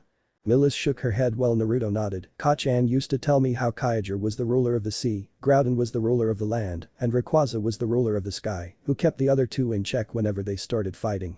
"Very good, but did you know they always weren't in their current forms?" Milis raised an eyebrow. "Do you mean like a mega evolution?" "Not exactly. Rayquaza, no, he didn't, but Groudon and Kaiju actually changed their appearance over time. Their primal forms were much more powerful than when their present forms. Rayquaza even had trouble stopping them until it transformed to defeat the two of them. They were designated as Alpha, Omega and Delta," Naruto finished. "At least I think so."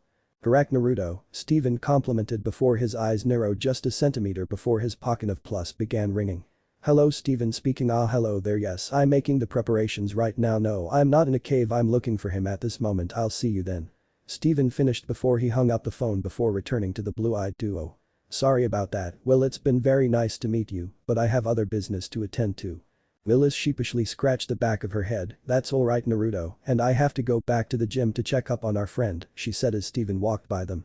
After the silver-haired man was out of sight, she turned towards the Rhyhorn, who gave her a knowing smile. "Not a word." Naruto and Mimi gave a quiet snicker before she glared at the two, shutting them up. The Rhyhorn stared at the cave, pointing for a moment longer. "Why can I read that?" The group soon left with Aaron following behind them to guide the way. At the Dewford gym about 30 minutes later. When the blue-eyed duo arrived, they found Sapphire and a blue-haired teen dressed in blue shorts and orange and black shoes, shirt, gloves and visor, battling fiercely with their Pokémon, who seemed to be getting into it as well. Combusken used double kick. Meditite used focus punch. The two dual-type fighting Pokémon met in the middle of the arena with their attacks. Combusken, in a display of maneuverability, used the same clawed foot that had intercepted Meditite's focus. Punch used it as leverage to give the meditating Pokémon a swift kick to the face. Meditite is a humanoid bipedal Pokémon. Its lower body is blue, with white on the wrists, feet, and lower body. Its onion-shaped head is also white with large eyes and pink ovals on its cheeks. It has round, swirled ears on the sides of its head. "Nice shot, Sheik, now use Ember." Sapphire ordered as her Pokémon launched several small orbs of fire at Meditite that burned the meditating Pokémon's skin on contact. Meditite used Confusion. Brawly ordered as Meditite's eyes glowed blue before Combusken was covered in the same light and was then sent flying into the wall. "Nice job, now finish this up and use Focus Punch." Meditite quickly ran to Combusken, who was picking itself off the ground. "What do I do?" Sapphire thought to herself with bated breath as she clenched her jaw. "That move isn't ready yet, but then again I don't think I have much of a choice." She used Flame Charge. The young foul Pokémon began stomping her feet, kicking up a cloud of dust before rushing out, the dust covered in flames. Combusken slammed into Meditite's gut and broke its focus before the meditating Pokémon was sent flying. "Now finish it up with double kick." Sheik seemed to vanish with the added speed from Flame Charge before she reappeared above Meditite and slammed her foot into its stomach, sending the meditating Pokémon into the arena floor. "Meditite." Brawly called out to his COD Meditite before he sighed before he grabbed Meditite's Pokeball. "You were awesome today." Meditite is unable to battle the winner of the matches Combusken, therefore Sapphire from Littleroot Town is the winner. The referee called out, raising the left flag. "Alright, Sheik, you did it." Sapphire called out as she hugged her Combusken around her neck. Sheik scratched the back of her head before Brawly walked up to the two of them. Brawly grinned before he held up his fist. "You two were full of fire today, and that's why I present you with the Knuckle Badge," he said, giving them their second badge, which looked a lot like a boxing glove. "Alright, I got a Knuckle Badge," she called out dramatically as Sheik and Belle, her Bodifly, jumped out from behind her. Hearing a chuckle, she turned to find Milis, who was chuckling at her display, while Naruto gave a slight snicker. "Shut up," she yelled childishly. Brawly turned towards Naruto and gave a smaller grin. "I'm guessing you're the next challenger," Brawly began before he continued, seeing the retreated trainer nod. "Lucky for you, I just got back one of my Pokémon that's been training with one of my relatives. Let's go ahead and get started. I've got a date after with the gym after this." This will be a 2-on-2 gym battle, only the challenger will be allowed to switch Pokémon. Now let the gym battle between Naruto and Brawly begin. The battle girl acting as referee called out. "Mimi, come on out." Matchup Let's Brawl. Naruto's Mudkip faced off with a gray-skinned bipedal Pokemon. Matchup had 3 brown ridges on its head and large red eyes. The Pokemon's body was completely covered in muscle. The Pokemon and his trainer began flexing, while Mimi and her trainer just waited with a deadpan expression. Naruto's Pokédex once again went off. Matchup the superpower Pokemon. Matchup's muscles are special, they never get sore no matter how much it exercises. This Pokemon is strong enough to lift and throw 100 full-grown adults. Use Rock Tomb. Naruto ordered as Mimi was surrounded by a brown aura before she created a large amount of boulders in the air. Gravity took control and she fired them at the stoic Matchup. An attack like that won't work on us, Matchup knocked them all back. The fighting type gym leader ordered. Matchup started punching the boulders back towards Mimi, who managed to dodge most of the boulders, while only taking some damage from the other large stones. Mimi used Water Pulse. The water type nodded before quickly forming an orb of water in its maw before she launched it at the fighting type who was standing with its arms crossed. Brawly threw a straightforward punch, Matchup dodge, get in close and use Karate Chop. He ordered as Matchup barely dodged the incoming attack before he started charging towards Naruto's Mudkip with a glowing hand. Mimi aimed a water gun on the ground near Matchup's feet. The water type attack managed to make the ground, which by the way was a wooden floor, extra slippery. The muscle Pokemon lost its footing before falling over and continuing to slide across the floor. Matchup let's use this to our advantage, use low kick. Broly said before Matchup used the water to increase his speed and kick Mimi's legs out from under her, leaving her unguarded. Great, now use Karate Chop. The muscle Pokemon raised a glowing hand before bringing it down. Mimi intercept the Karate Chop. Naruto called out as his Mudkip managed to catch Matchup's hand in its mouth despite not having any teeth. Naruto gave a small grin as Mimi caught on to what he was telling her to do. With a loud cry of her name, Mimi began spinning around with Matchup's hand still in her mouth. Around the 6th rotation she let go and sent Matchup flying back towards Brawly. Brawly's Matchup shakily stood back before he glared at the smirking Mudkip. Naruto gave her a small smile, wonderful job, now get in there and use Tackle. Matchup catch it and use Circle Throw. Matchup gave a wide grin before he caught the Mudfish Pokemon's tackle attempt. A moment later Mimi was thrown flying back much like Matchup was earlier back to her trainer's feet. The water-type starter quickly shook off the damage before getting back up to glare at Matchup. Are you alright? The Redeed asked, getting Mimi to nod. Naruto closed his eyes for a moment as he vocalized his thoughts, so we can't just charge in, we can't use the ground surface to our advantage, and Matchup has a lot more physical strength than you do Mimi. Mudkip Mud. Mimi shot back, did her trainer really not believe her? Her trainer opened his eyes before he looked down at her, no need to worry Mimi, we got this. Mimi's eyes sparkled before she jumped around to face Matchup once again. His eyes widened a little when Mudkip's feet began glowing. I hope you can back up that, Broly said with a wide grin. Matchup used Bulk Up. The muscle Pokemon's muscles grew even larger as it flexed before they became more compact and shrank back into Matchup's body. Matchup hit him with a cross chop. Matchup. The muscle Pokemon jumped at Mudkip with faster speed than earlier, trying to end the match with a final blow. Mimi used Low Kick. Naruto ordered. Mimi nodded before she struck Matchup's airborne legs with her own. The result sent Matchup spiraling towards the ground while Mimi landed back on the ground. Hit him with Water Pulse. Matchup. Broly said. The muscle Pokemon was trapped in an orb of water before said orb violently began to shake. The orb exploded, leaving a puddle of water and a cod Matchup in its aftermath. Mimi carried it back to its trainer before jumping into her own trainer's arms. Naruto scratched her under the chin, getting her to sigh in bliss. Matchup is unable to battle, Mudkip is the winner. You did great Matchup, Broly said as he returned his Pokemon back to its ball and gave Naruto a grin. I'm impressed your Mudkip can use low kick so well. Naruto gave his own grin to the older teen in response, thanks, she actually just picked it up from your Matchup, he said, much to the shock of Brawly and the 2 girls in the stand. If Mimi sees and understands the mechanics of the attacks and she's compatible with the move, then she can use it as her own. Milis's mouth was wide open, wow, I didn't know Mimi could do that. She's very strong, isn't she? Sapphire nodded, out of all the Mudkip I've seen Tucson give out to trainers, she is definitely a special one. But now I wonder why hasn't she evolved yet? She asked as she watched Naruto put Mimi on top of his head instead of returning her to her Pokeball. The battle girl raised both hands, let the second round begin. Saber, come on out. Tyrog, let's brawl. Brawly's Tyrog was a humanoid Pokemon with a predominantly pale purple body and brown hips and feet that resemble short pants and shoes. It has 3 blunt protrusions on top of its head, yellow eyes, and circular sections on each side of its head that resemble protective padding. There are white bands resembling bandages on its torso and wrists. Tyrog, the Scuffle Pokemon. Tyrog tends to get into fights no matter how large the opponent is. Tyrog becomes stressed out if it doesn't get to train. When raising one, it is vital that a Tyrog has several training methods. Tyrog use Mach Punch. The Scuffle Pokemon dashed forward with a glowing fist aiming for Saber's face. The shiny feeling Pokemon barely dodged the attack before countering with a Thunder Punch that managed to nick Tyrog's cheek as the Scuffle Pokemon flipped back to Brawly's side. Tyrog bounced on his heels before he gave the come at me gesture with his hand.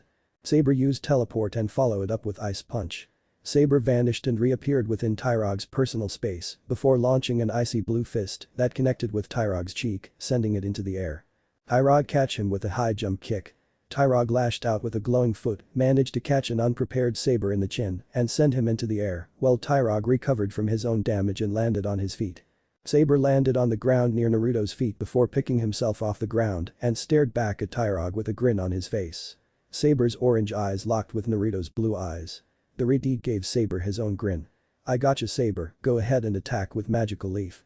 The feeling Pokemon let loose an assortment of glowing red, blue and green leaves that surrounded Brawly's Pokemon. Tyrog used Bulk Up and followed it up with Vacuum Wave. Brawly ordered. Tyrog nodded before he took a deep breath, closed his eyes and focused his energy muscles grew.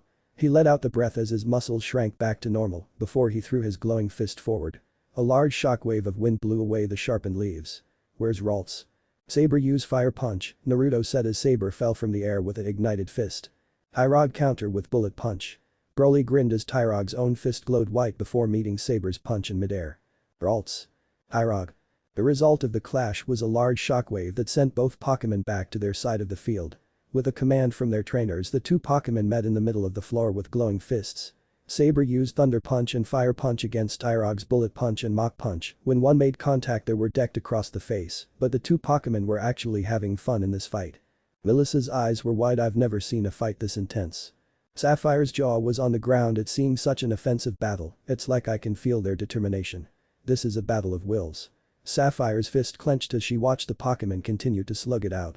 Compared to Naruto, she wondered if she was strong enough to even be considered his rival. Tyrog used High Jump Kick. Brawly ordered as Tyrog smirked and lashed out with a glowing foot. The foot was coming from the bottom like the kick from earlier and would have ended the fight, however Naruto was expecting the something Brawly realized a little too late. Saber used Confusion. Saber gave a savage grin as his eyes glowed and gained a temporary control of Tyrog's body.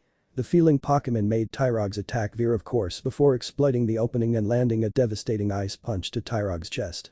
It didn't help that Tyrog also took damage due to him landing on the same leg he had used for High Jump Kick. Brawly looked worried for a moment as his Tyrog struggled back to its feet. "Are you alright, Tyrog?" The pre-evolution fighting type grunted, Tyrog tie."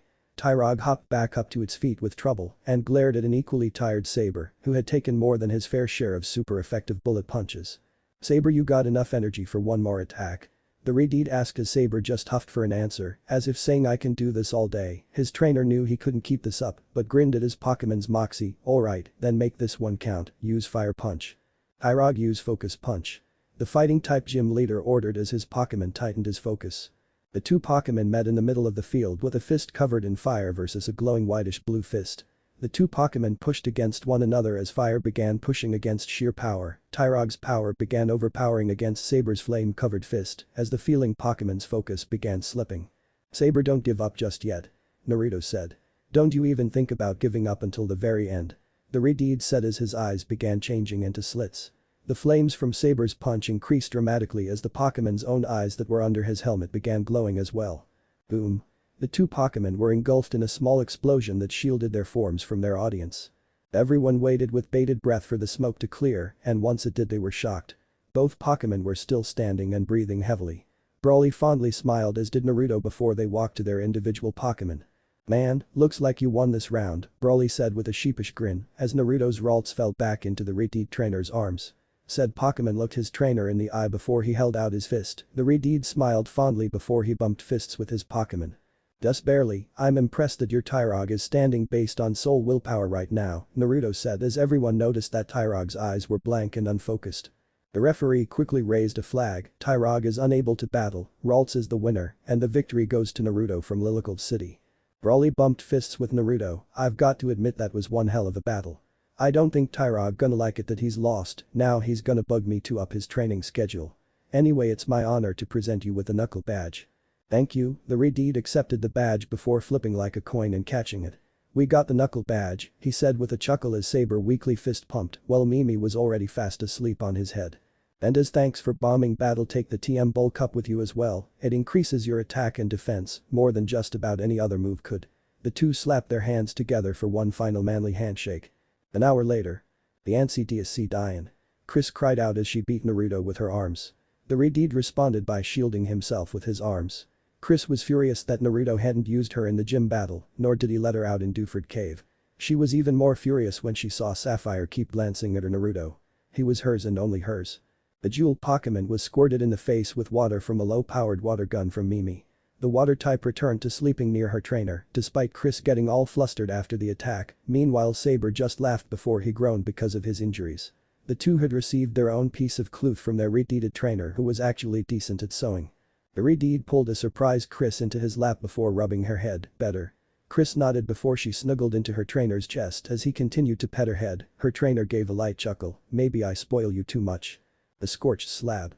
Two female members of Team Magma were making through the cave where it was said to hold a very powerful fire-type Pokemon.